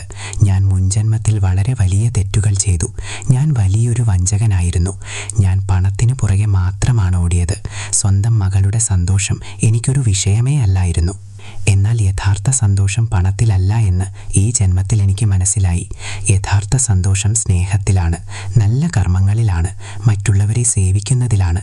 എനിക്ക് ഈ പാഠം പഠിപ്പിച്ചു തന്നതിന് ഞാൻ അങ്ങയോട് കടപ്പെട്ടിരിക്കുന്നു. യമരാജാവ് പറഞ്ഞു, ശിവദീൻ, അതാണ് ഈശ്വരൻ്റെ നിയമം. വിതച്ചതേ കൊയ്യൂ. നീ തിന്മ വിതച്ചു, അതുകൊണ്ട് നീ തിന്മ കൊയ്തു. എന്നാൽ നീ നന്മ വിതച്ചപ്പോൾ നിനക്ക് നന്മ ലഭിച്ചു. അതാണ് വിധിയിൽ എഴുതിയത്. അതാർക്കും മായ്ക്കാൻ കഴിയില്ല. എന്നാൽ സന്തോഷകരമായ കാര്യമെന്തെന്നാൽ മനുഷ്യന് തൻ്റെ കർമ്മങ്ങളിലൂടെ സ്വന്തം വിധി മാറ്റി എഴുതാൻ കഴിയും. നീ മോശം കർമ്മങ്ങൾ ചെയ്താൽ നിന്റെ വിധി മോശമാകും. നീ നല്ല കർമ്മങ്ങൾ ചെയ്താൽ നിന്റെ വിധി നല്ലതാകും. അത് നിന്റെ കയ്യിലാണ്. രാജുവിൻ്റെ ആത്മാവ് ചോദിച്ചു, മഹാരാജാവേ, ഇനി എനിക്ക് എന്താണ് സംഭവിക്കുക? യമരാജാവ് പറഞ്ഞു, ഇനി നീ സ്വർഗത്തിലേക്ക് പോകും. നീ നിന്റെ പാപങ്ങൾക്ക് പ്രായശ്ചിത്തം ചെയ്തു കഴിഞ്ഞു. ഇനി നിനക്ക് ശാന്തി ലഭിക്കും. എന്നാൽ രാജുവിൻ്റെ ആത്മാവ് പറഞ്ഞു, മഹാരാജാവേ, എനിക്ക് സ്വർഗത്തിൽ പോകണ്ട. എനിക്ക് വീണ്ടും ഭൂമിയിലേക്ക് പോകണം. എനിക്ക് ഇനിയും ആളുകളെ സഹായിക്കണം. വിധിയിൽ എഴുതിയതൊരിക്കലും മാറ്റാൻ കഴിയില്ലെന്ന് എനിക്ക് ആളുകളെ അറിയിക്കണം. നമ്മൾ ചെയ്യുന്ന കർമ്മങ്ങൾ നമ്മുടെ കൂടെ തന്നെ ഉണ്ടാകുമെന്ന് അവരോട് പറയണം. യമരാജാവിന് വളരെ സന്തോഷമായി. അദ്ദേഹം പറഞ്ഞു, അത് വളരെ നല്ല കാര്യമാണ് ശിവദീൻ. നിന്റെ ഈ ചിന്ത വളരെ ഉത്തമമാണ്. ശരി, നീ വീണ്ടും ഭൂമിയിലേക്ക് പോകും. എന്നാൽ ഇത്തവണ നീയൊരു സന്യാസിയായിട്ടായിരിക്കും ജനിക്കുക. നീ ആളുകൾക്ക് ധർമ്മത്തിന്റെ വഴി കാണിച്ചു കൊടുക്കും. നീ അവർക്ക് നല്ല കർമ്മങ്ങളുടെ വില മനസ്സിലാക്കി കൊടുക്കും. രാജുവിന്റെ ആത്മാവിന് വളരെ സന്തോഷമായി. അവൻ യമരാജാവിനോട് നന്ദി പറഞ്ഞു. അങ്ങനെ അവനെ വീണ്ടും ഭൂമിയിലേക്ക് അയച്ചു. കുറച്ചു കാലങ്ങൾക്ക് ശേഷം ഒരു ഗ്രാമത്തിൽ ഒരു സന്യാസി വന്നു. അദ്ദേഹം വളരെ ശാന്തനും ജ്ഞാനിയുമായിരുന്നു. അദ്ദേഹത്തിൻ്റെ കണ്ണുകളിൽ വല്ലാത്തൊരു തിളക്കമുണ്ടായിരുന്നു. അദ്ദേഹം ഗ്രാമങ്ങൾ തോറും നടന്ന് ആളുകൾക്ക് ധർമ്മത്തിൻ്റെ കാര്യങ്ങൾ പറഞ്ഞുകൊടുത്തു. ഈ സന്യാസി മറ്റാരുമായിരുന്നില്ല, ശിഖദീൻ്റെ അഥവാ രാജുവിൻ്റെ ആത്മാവായിരുന്നു. ഇപ്പോൾ അവനൊരു സന്യാസിയുടെ രൂപം സ്വീകരിച്ചിരിക്കുകയായിരുന്നു. വിധിയിൽ എഴുതിയതൊരിക്കലും മാറ്റാൻ കഴിയില്ലെന്ന് അദ്ദേഹം ആളുകളോട് പറയുമായിരുന്നു. നമ്മൾ ചെയ്യുന്ന കർമ്മങ്ങൾ നമ്മുടെ കൂടെ തന്നെയുണ്ടാകും. നമ്മൾ മോശം കർമ്മങ്ങൾ ചെയ്താൽ നമുക്ക് ശിക്ഷ ലഭിക്കും. നല്ല കർമ്മങ്ങൾ ചെയ്താൽ നമുക്ക് പ്രതിഫലം ലഭിക്കും. സന്യാസി തൻ്റെ കഥ ആളുകളോട് പറയുമായിരുന്നു. മുൻ ജന്മത്തിൽ താൻ എങ്ങനെ ഒരു വഞ്ചകനായ ബ്രാഹ്മണനായിരുന്നുവെന്നും ആളുകളെ എങ്ങനെ വഞ്ചിച്ചുവെന്നും സ്വന്തം മകളുടെ ജീവിതം എങ്ങനെ നശിപ്പിച്ചുവെന്നും അദ്ദേഹം വിവരിച്ചു. പിന്നീട് എങ്ങനെയാണ് തനിക്ക് ശിക്ഷ ലഭിച്ചതെന്നും കാലുകൾക്ക് സ്വാധീനമില്ലാതെ ജനിച്ചതെന്നും അദ്ദേഹം പറഞ്ഞു. ആളുകൾ സന്യാസി പറയുന്നത് ശ്രദ്ധയോടെ കേട്ടിരുന്നു. അവർക്കതിൽ നിന്ന് ധാരാളം കാര്യങ്ങൾ പഠിക്കാൻ കഴിഞ്ഞു. വിധിയിൽ എഴുതിയത് ഒരിക്കലും മാറ്റാൻ കഴിയില്ലെന്ന് അവർ മനസ്സിലാക്കി. നമ്മൾ എപ്പോഴും നല്ല കർമ്മങ്ങൾ മാത്രമേ ചെയ്യാവൂ എന്ന് അവർക്ക് ബോധ്യമായി. ഒരു ദിവസം സന്യാസി ഒരു ഗ്രാമത്തിലെത്തി. അവിടെ ഒരു പ്രായമായ സ്ത്രീ താമസിച്ചിരുന്നു. അവർ വളരെ സങ്കടത്തിലായിരുന്നു. സന്യാസി അവരോട് ചോദിച്ചു, നിങ്ങൾ എന്തിനാണ് ഇത്ര വിഷമിച്ചിരിക്കുന്നത്? ആ സ്ത്രീ പറഞ്ഞു, മഹാരാജാവേ, എൻ്റെ ജീവിതം വളരെ ബുദ്ധിമുട്ടുകൾ നിറഞ്ഞതായിരുന്നു. എൻ്റെ അച്ഛൻ എന്നെ വളരെ മോശപ്പെട്ട ഒരാളെ കൊണ്ട് നിർബന്ധിച്ച് വിവാഹം കഴിപ്പിച്ചു. അയാൾ എന്നെ വളരെ ഉപദ്രവിച്ചു. എൻ്റെ ജീവിതം മുഴുവൻ ദുരിതം നിറഞ്ഞതായിരുന്നു. സന്യാസി ആ സ്ത്രീയെ സൂക്ഷിച്ചു നോക്കി. അദ്ദേഹത്തിന് ചില കാര്യങ്ങൾ ഓർമ്മ വന്നു. അദ്ദേഹം ചോദിച്ചു, നിങ്ങളുടെ പേരെന്താണ്? ആ സ്ത്രീ പറഞ്ഞു, എൻ്റെ പേര് ഗംഗ എന്നാണ്. സന്യാസി ഞെട്ടിപ്പോയി. ഗംഗ, ഇത് അദ്ദേഹത്തിൻ്റെ മകളാണ്, അതായത് ശിവദീൻ്റെ മകൾ. സന്യാസിക്കെല്ലാം ഓർമ്മ വന്നു. അദ്ദേഹത്തിന് വളരെ സങ്കടമായി. അദ്ദേഹത്തിൻ്റെ കണ്ണുകളിൽ നിന്ന് കണ്ണുനീരൊഴുകി. സന്യാസി ഗംഗയോട് പറഞ്ഞു, മകളെ, ഞാൻ നിൻ്റെ അച്ഛനാണ്. നിൻ്റെ ജീവിതം നശിപ്പിച്ച അതേ ശിവദീനാണ് ഞാൻ. ഞാൻ നിന്നോട് മാപ്പ് ചോദിക്കുന്നു. ഞാൻ നിന്നോട് വളരെ വലിയ തെറ്റാണ് ചെയ്തത്. ഗംഗയ്ക്കത് വിശ്വസിക്കാൻ കഴിഞ്ഞില്ല. അവൾ സന്യാസിയെ നോക്കി. സന്യാസി തൻ്റെ കഥ മുഴുവൻ അവളോട് പറഞ്ഞു. താൻ എങ്ങനെയാണ് ശിവദീനായിരുന്നതെന്നും തനിക്കെങ്ങനെയാണ് ശിക്ഷ ലഭിച്ചതെന്നും താൻ എങ്ങനെയാണ് രാജുവായതെന്നും ഇപ്പോൾ എങ്ങനെ ഒരു സന്യാസിയായി മാറിയെന്നും അദ്ദേഹം വിവരിച്ചു. ഗംഗയ്ക്കെല്ലാം മനസ്സിലായി. അവളുടെ കണ്ണുകളിലും കണ്ണുനീർ നിറഞ്ഞു. അവൾ സന്യാസിയെ കെട്ടിപ്പിടിച്ചു. അവൾ പറഞ്ഞു, അച്ഛാ, ഞാൻ അങ്ങയോട് ക്ഷമിച്ചിരിക്കുന്നു. അച്ഛനും തൻ്റെ കർമ്മങ്ങളുടെ ശിക്ഷ ലഭിച്ചെന്ന് എനിക്കറിയാം. എനിക്കിപ്പോൾ യാതൊരു ദേഷ്യവുമില്ല. സന്യാസിക്ക് വളരെ സന്തോഷമായി. അദ്ദേഹം ഗംഗയെ അനുഗ്രഹിച്ചു. അദ്ദേഹം പറഞ്ഞു, മകളെ, നിന്റെ ആത്മാവ് വളരെ ശുദ്ധമാണ്. നീ എന്നോട് ക്ഷമിച്ചു. ഈശ്വരൻ നിനക്കൊരുപാട് സന്തോഷങ്ങൾ നൽകും. ഗംഗ സന്യാസിയോട് ചോദിച്ചു, അച്ഛാ, രാംദീൻ എന്ത് സംഭവിച്ചു? അവൻ എവിടെയുണ്ട്? സന്യാസി പറഞ്ഞു, രാംദീനും വളരെ നല്ല കർമ്മങ്ങളാണ് ചെയ്തത്. അവൻ വളരെ നല്ലൊരു മനുഷ്യനായിരുന്നു. അവനും നല്ലൊരു ജന്മം ലഭിച്ചിട്ടുണ്ടാകും. നീ അവനെ ഓർത്ത് വിഷമിക്കേണ്ട. ഗംഗയ്ക്ക് സമാധാനമായി. അവൾ സന്യാസിയോട് പറഞ്ഞു, അച്ഛാ, എനിക്കും ധർമ്മത്തിൻ്റെ വഴി കാണിച്ചു തരിക. എനിക്കും നല്ല കർമ്മങ്ങൾ ചെയ്യണം. സന്യാസി ഗംഗയ്ക്ക് ധർമ്മത്തിൻ്റെ കാര്യങ്ങൾ പറഞ്ഞുകൊടുത്തു. എപ്പോഴും നല്ല കർമ്മങ്ങൾ ചെയ്യേണ്ടത് എങ്ങനെയെന്നും എങ്ങനെ മറ്റുള്ളവരോട് ക്ഷമിക്കണമെന്നും എങ്ങനെ മറ്റുള്ളവരെ സ്നേഹിക്കണമെന്നും അദ്ദേഹം അവളെ പഠിപ്പിച്ചു. ഗംഗ സന്യാസി പറഞ്ഞതെല്ലാം അനുസരിച്ചു. അവൾ തൻ്റെ ബാക്കി ജീവിതം മുഴുവൻ നല്ല കർമ്മങ്ങൾ ചെയ്തു ജീവിച്ചു. അവൾ പാവപ്പെട്ടവരെ സഹായിച്ചു. അമ്പലത്തിൽ പോയി ഈശ്വരനെ പ്രാർത്ഥിച്ചു. അവൾ എല്ലാവരോടും വളരെ സ്നേഹത്തോടെ പെരുമാറി. കുറച്ചു വർഷങ്ങൾക്ക് ശേഷം ഗംഗയും മരിച്ചു. അവളുടെ ആത്മാവ് യമലോകത്തെത്തിയപ്പോൾ യമരാജാവ് അവളെ കണ്ടു. ചിത്രഗുപ്തൻ അവളുടെ കർമ്മങ്ങൾ വായിച്ചു. യമരാജാവിന് വലിയ സന്തോഷമായി. അദ്ദേഹം പറഞ്ഞു, ഗംഗ, നീ നിന്റെ ജീവിതത്തിൽ ധാരാളം ദുഃഖങ്ങൾ അനുഭവിച്ചു. എന്നാൽ നീ നിന്റെ അച്ഛനോട് ക്ഷമിച്ചു. നീ നല്ല കർമ്മങ്ങൾ ചെയ്തു. ഇനി നീ സ്വർഗത്തിലേക്ക് പോകും. അവിടെ നിനക്ക് സമാധാനം ലഭിക്കും. ഗംഗയുടെ ആത്മാവ് സ്വർഗത്തിലേക്ക് പോയി. അവിടെ അവൾക്ക് വലിയ സന്തോഷം ലഭിച്ചു. അവിടെ യാതൊരു സങ്കടവും ഉണ്ടായിരുന്നില്ല. സമാധാനം മാത്രമാണുണ്ടായിരുന്നത്. വലിയ സന്തോഷമായിരുന്നു അവിടെ. സന്യാസി അഥവാ ശിവദീൻ അഥവാ രാജുവിൻ്റെ ആത്മാവ് തൻ്റെ പ്രവർത്തനങ്ങൾ തുടർന്നു. അദ്ദേഹം ഗ്രാമങ്ങൾ തോറും നടന്നു. ആളുകൾക്ക് ധർമ്മത്തിൻ്റെ കാര്യങ്ങൾ പറഞ്ഞുകൊടുത്തു. ആയിരക്കണക്കിന് ആളുകൾക്ക് അദ്ദേഹം നല്ല കർമ്മങ്ങളുടെ വഴി കാണിച്ചു കൊടുത്തു. സന്യാസി ആളുകളോട് പറയുമായിരുന്നു, നോക്കൂ, വിധിയിൽ എഴുതിയത് ഒരിക്കലും മാറ്റാൻ കഴിയില്ല. നമ്മൾ ചെയ്യുന്ന കർമ്മങ്ങൾ നമ്മളോടൊപ്പം തന്നെ ഉണ്ടാകും. ഞാൻ മുൻജന്മത്തിൽ മോശം കർമ്മങ്ങൾ ചെയ്തു, അതുകൊണ്ട് എനിക്ക് ശിക്ഷ ലഭിച്ചു. എന്നാൽ ഞാൻ നല്ല കർമ്മങ്ങൾ ചെയ്തപ്പോൾ എനിക്ക് പ്രതിഫലം ലഭിച്ചു. ഇതാണ് ജീവിതത്തിൻ്റെ സത്യം. ആളുകൾ സന്യാസി പറയുന്നത് കേട്ട് കാര്യങ്ങൾ മനസ്സിലാക്കി. അവർ തങ്ങളുടെ ജീവിതത്തിൽ മാറ്റങ്ങൾ വരുത്തി. അവർ മോശം കർമ്മങ്ങൾ ചെയ്യുന്നത് നിർത്തി. അവർ നല്ല കർമ്മങ്ങൾ ചെയ്യാൻ തുടങ്ങി. അങ്ങനെ സന്യാസി ഒരുപാട് ആളുകളുടെ ജീവിതം മാറ്റിമറിച്ചു. ഒരു ദിവസം സന്യാസി ഒരു മരച്ചുവട്ടിൽ ഇരിക്കുകയായിരുന്നു. അദ്ദേഹത്തിന് തൻ്റെ കഴിഞ്ഞകാല ജീവിതം മുഴുവൻ ഓർമ്മ വന്നു.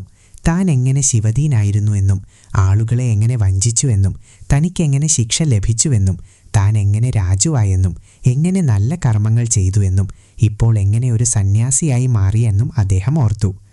സന്യാസി ഈശ്വരനോട് നന്ദി പറഞ്ഞു. അദ്ദേഹം പറഞ്ഞു, ഈശ്വര, നീ എനിക്ക് ശരിയായ വഴി കാണിച്ചു തന്നു. എൻ്റെ കർമ്മങ്ങളെക്കുറിച്ച് നീ എന്നെ ബോധ്യപ്പെടുത്തി. വിധിയിലെഴുതിയത് ഒരിക്കലും മാറ്റാൻ കഴിയില്ലെന്ന് എനിക്കിപ്പോൾ മനസ്സിലായി.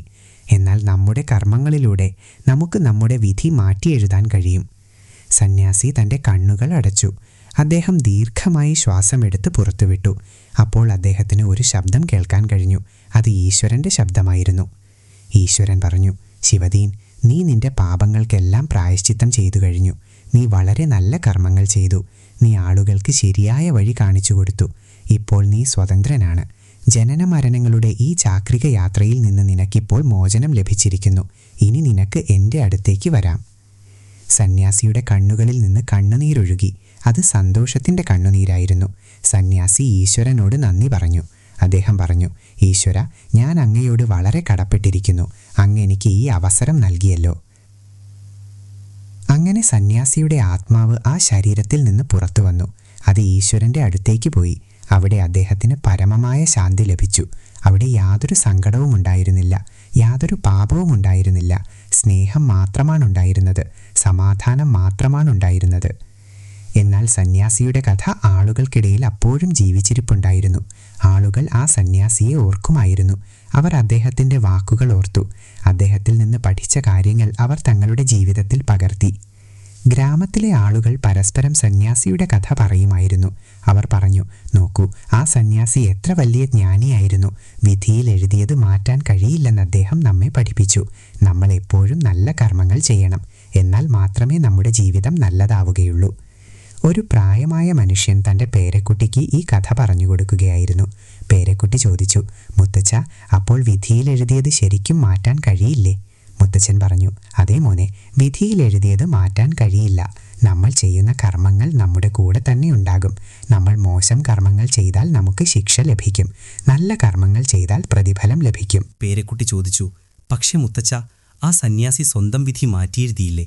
ആദ്യം അദ്ദേഹം മോശം മനുഷ്യനായിരുന്നു, പിന്നെ അദ്ദേഹം നല്ല മനുഷ്യനായി മാറിയല്ലോ. മുത്തച്ഛൻ പുഞ്ചിരിച്ചുകൊണ്ട് പറഞ്ഞു, അതേ മോനെ, അതുതന്നെയാണ് കാര്യം. വിധിയിൽ എഴുതിയത് മാറ്റാൻ കഴിയില്ലെങ്കിലും നമ്മുടെ കർമ്മങ്ങളിലൂടെ നമ്മുടെ വിധി മാറ്റാൻ നമുക്ക് കഴിയും. ആ സന്യാസി രാജുവായി ജനിച്ച ശേഷവും മോശം കർമ്മങ്ങളാണ് ചെയ്തിരുന്നതെങ്കിൽ അയാൾക്ക് വീണ്ടും ശിക്ഷ ലഭിക്കുമായിരുന്നു. എന്നാൽ അയാൾ നല്ല കർമ്മങ്ങൾ ചെയ്തു. അതുകൊണ്ട് അയാളുടെ വിധി മാറി. അയാൾക്ക് മോക്ഷം ലഭിച്ചു. പേരക്കുട്ടിക്ക് കാര്യം മനസ്സിലായി. അവൻ പറഞ്ഞു, അപ്പോൾ മുത്തച്ഛ, ഞാനും എപ്പോഴും നല്ല കർമ്മങ്ങൾ ചെയ്യണമല്ലേ? മുത്തച്ഛൻ പേരക്കുട്ടിയുടെ തലയിൽ തലോടിക്കൊണ്ട് പറഞ്ഞു, അതേ മോനെ, എപ്പോഴും നല്ല കർമ്മങ്ങൾ ചെയ്യണം. ആരെയും വഞ്ചിക്കരുത്. എപ്പോഴും സത്യം പറയണം. മറ്റുള്ളവരെ സഹായിക്കണം. എന്നാൽ മാത്രമേ നിന്റെ ജീവിതം നല്ലതാകൂ. പേരക്കുട്ടി മുത്തച്ഛൻ പറഞ്ഞത് മനസ്സിലായി. എപ്പോഴും നല്ല കർമ്മങ്ങൾ മാത്രമേ ചെയ്യൂ എന്നവൻ തീരുമാനിച്ചു. താൻ ഒരിക്കലും നുണ പറയില്ല. മറ്റുള്ളവരെ സഹായിക്കുമെന്നും അവൻ തീരുമാനിച്ചു. ഇങ്ങനെ സന്യാസിയുടെ ആ കഥ തലമുറകളായി കൈമാറ്റം ചെയ്യപ്പെട്ടു. ആളുകൾ ഈ കഥ കേൾക്കുകയും അതിൽ നിന്നും പാഠങ്ങൾ ഉൾക്കൊള്ളുകയും ചെയ്തു. വിധിയിൽ എഴുതിയത് ഒരിക്കലും മാറ്റാൻ കഴിയില്ലെന്ന് അവർ മനസ്സിലാക്കി. നമ്മൾ ചെയ്യുന്ന കർമ്മങ്ങൾ നമ്മുടെ കൂടെ തന്നെ ഉണ്ടാകും. നമ്മൾ എപ്പോഴും നല്ല കർമ്മങ്ങൾ ചെയ്യണം.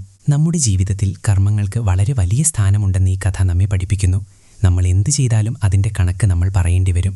നമ്മൾ മോശം കർമ്മങ്ങൾ ചെയ്താൽ നമുക്ക് ശിക്ഷ ലഭിക്കും. നമ്മൾ നല്ല കർമ്മങ്ങൾ ചെയ്താൽ നമുക്ക് പ്രതിഫലം ലഭിക്കും. ശിവദീൻ തൻ്റെ ജീവിതത്തിൽ വളരെ മോശം കർമ്മങ്ങളാണ് ചെയ്തത്. അയാൾ ആളുകളെ വഞ്ചിച്ചു. അയാൾ സ്വന്തം മകളുടെ ജീവിതം നശിപ്പിച്ചു. അതുകൊണ്ട് അയാൾക്ക് ശിക്ഷ ലഭിച്ചു. അയാളെ കാലുകൾക്ക് സ്വാധീനമില്ലാത്തവനായി ഭൂമിയിലേക്ക് അയച്ചു. അയാൾ മറ്റുള്ളവർക്ക് നൽകിയ എല്ലാ സങ്കടങ്ങളും അയാൾക്കും അനുഭവിക്കേണ്ടി വന്നു.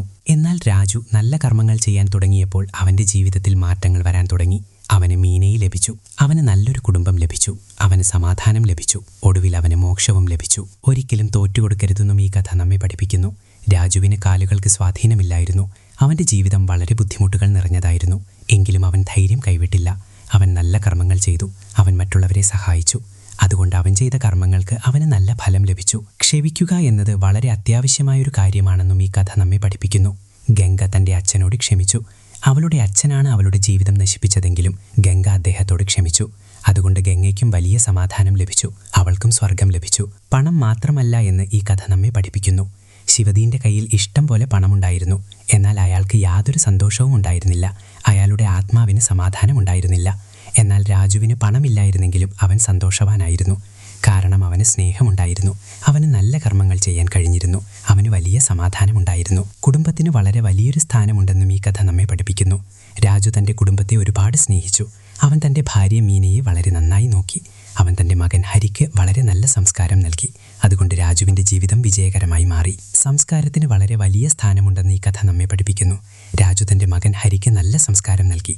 എപ്പോഴും സത്യം പറയണമെന്നും മറ്റുള്ളവരെ സഹായിക്കണമെന്നും അവൻ മകനെ പഠിപ്പിച്ചു. അതുകൊണ്ട് ഹരി വളരെ നല്ലൊരു മനുഷ്യനായി മാറി. ഈശ്വരൻ എപ്പോഴും നീതി നടപ്പാക്കുമെന്നും ഈ കഥ നമ്മെ പഠിപ്പിക്കുന്നു.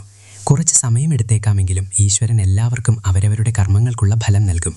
താൻ രക്ഷപ്പെട്ടു എന്ന് ശിവദീൻ കരുതി. തനിക്ക് യാതൊരു ശിക്ഷയും ലഭിക്കില്ലെന്ന് അയാൾ വിചാരിച്ചു. എന്നാൽ ഈശ്വരൻ എല്ലാം കാണുന്നുണ്ടായിരുന്നു. ഈശ്വരൻ ശിവദീന് തക്കതായ ശിക്ഷ നൽകി. ആരോടും ഒരിക്കലും അനീതി കാണിക്കരുതെന്നും ഈ കഥ നമ്മെ പഠിപ്പിക്കുന്നു. ശിവദീൻ സ്വന്തം മകൾ ഗംഗയോട് അനീതി കാണിച്ചു. വളരെ മോശപ്പെട്ട ഒരാളെ കൊണ്ട് അയാൾ അവളെ നിർബന്ധിച്ച് വിവാഹം കഴിപ്പിച്ചു. അതുകൊണ്ടാണ് ശിവദീന് ആ ശിക്ഷ ലഭിച്ചത്. സ്നേഹമാണ് ഏറ്റവും വലിയ ശക്തിയെന്നും ഈ കഥ നമ്മെ പഠിപ്പിക്കുന്നു. മീന രാജുവിനെ സ്നേഹിച്ചു. രാജുവിന് നടക്കാൻ കഴിഞ്ഞിരുന്നില്ലെങ്കിലും മീന അതൊന്നും കാര്യമാക്കിയില്ല. അവൾ രാജുവിന്റെ മനസ്സിനെയാണ് കണ്ടത്. അവന്റെ ഹൃദയത്തെയാണ് സ്നേഹിച്ചത്. അതുകൊണ്ട് മീനയും രാജുവും വളരെ സന്തോഷത്തോടെ ജീവിച്ചു. നമ്മൾ എപ്പോഴും ഈശ്വരനിൽ വിശ്വസിക്കണമെന്ന് ഈ കഥ നമ്മെ പഠിപ്പിക്കുന്നു. വളരെ ബുദ്ധിമുട്ടുള്ള സമയത്തും രാജു ഈശ്വരനിൽ വിശ്വസിച്ചിരുന്നു. അവൻ ദിവസവും അമ്പലത്തിൽ പോകുമായിരുന്നു. അവൻ ഈശ്വരനോട് പ്രാർത്ഥിച്ചിരുന്നു. അതുകൊണ്ട് ഈശ്വരൻ അവനെ സഹായിച്ചു. നമ്മുടെ കർമ്മങ്ങളെക്കുറിച്ച് നമ്മൾ ഒരിക്കലും ഭയപ്പെടരുതെന്നും ഈ കഥ നമ്മെ പഠിപ്പിക്കുന്നു. നമ്മൾ എപ്പോഴും നല്ല കർമ്മങ്ങൾ ചെയ്യണം. അതിന്റെ ഫലം ഉടനടി ലഭിച്ചില്ലെങ്കിലും എന്നെങ്കിലും ഒരു നാൾ തീർച്ചയായും നമുക്കത് ലഭിക്കുക തന്നെ ചെയ്യും. എപ്പോഴും മറ്റുള്ളവരെ സഹായിക്കണമെന്ന് ഈ കഥ നമ്മെ പഠിപ്പിക്കുന്നു. രാജു മീനയുടെ അച്ഛനെ സഹായിച്ചു. അവൻ തനിക്കുള്ള ഏറ്റവും വിലപിടിപ്പുള്ള വസ്തു വിറ്റ് മറ്റൊരാളെ സഹായിച്ചു. അതുകൊണ്ട് ഈശ്വരൻ രാജുവിന് കൂടുതൽ സന്തോഷങ്ങൾ നൽകി. ജീവിതത്തിൽ കയറ്റിറക്കങ്ങൾ സ്വാഭാവികമാണെന്നും ഈ കഥ നമ്മെ പഠിപ്പിക്കുന്നു. ചിലപ്പോൾ നല്ല സമയങ്ങൾ വരും, ചിലപ്പോൾ മോശം സമയങ്ങളും. എന്നാൽ നമ്മൾ എപ്പോഴും ക്ഷമയോടെ ഇരിക്കണം. നമ്മൾ ധൈര്യം കൈവിടരുത്. രാജുവിന്റെ ജീവിതം വളരെ ദുരിതപൂർണമായിരുന്നു. എന്നാൽ അവൻ ധൈര്യം കൈവിട്ടില്ല. അതുകൊണ്ട് അവന് നല്ല പ്രതിഫലം ലഭിച്ചു. മരണം അവസാനമല്ല എന്ന് ഈ കഥ നമ്മെ പഠിപ്പിക്കുന്നു. മരണത്തിന് ശേഷവും ജീവിതമുണ്ട്. നമ്മുടെ ആത്മാവിന് മരണമില്ല. ശരീരം മരിക്കുന്നു, എന്നാൽ ആത്മാവ് മരിക്കുന്നില്ല. ശിവദീന്റെ ശരീരം മരിച്ചു, എന്നാൽ അയാളുടെ ആത്മാവ് വീണ്ടും ജന്മങ്ങൾ എടുത്തുകൊണ്ടിരുന്നു. മോക്ഷം ലഭിക്കുന്നതുവരെ അത് തുടർന്നു. മാതാപിതാക്കളെ സംരക്ഷിക്കണമെന്ന് ഈ കഥ നമ്മെ പഠിപ്പിക്കുന്നു. രാജു തന്റെ മാതാപിതാക്കളെ വളരെ നന്നായി നോക്കി. ഹരിയും തന്റെ മാതാപിതാക്കളെ സംരക്ഷിച്ചു. അതുകൊണ്ട് അവർക്ക് വലിയ സന്തോഷം ലഭിച്ചു. നല്ല കർമ്മങ്ങൾ ചെയ്യുക എന്നതാണ് ധർമ്മം എന്നതിന്റെ യഥാർത്ഥ അർത്ഥമെന്ന് ഈ കഥ നമ്മെ പഠിപ്പിക്കുന്നു. ശിവദീൻ മതത്തിന്റെ പേരും പറഞ്ഞ് ആളുകളെ വഞ്ചിച്ചു. എന്നാൽ അത് യഥാർത്ഥ ധർമ്മമായിരുന്നില്ല.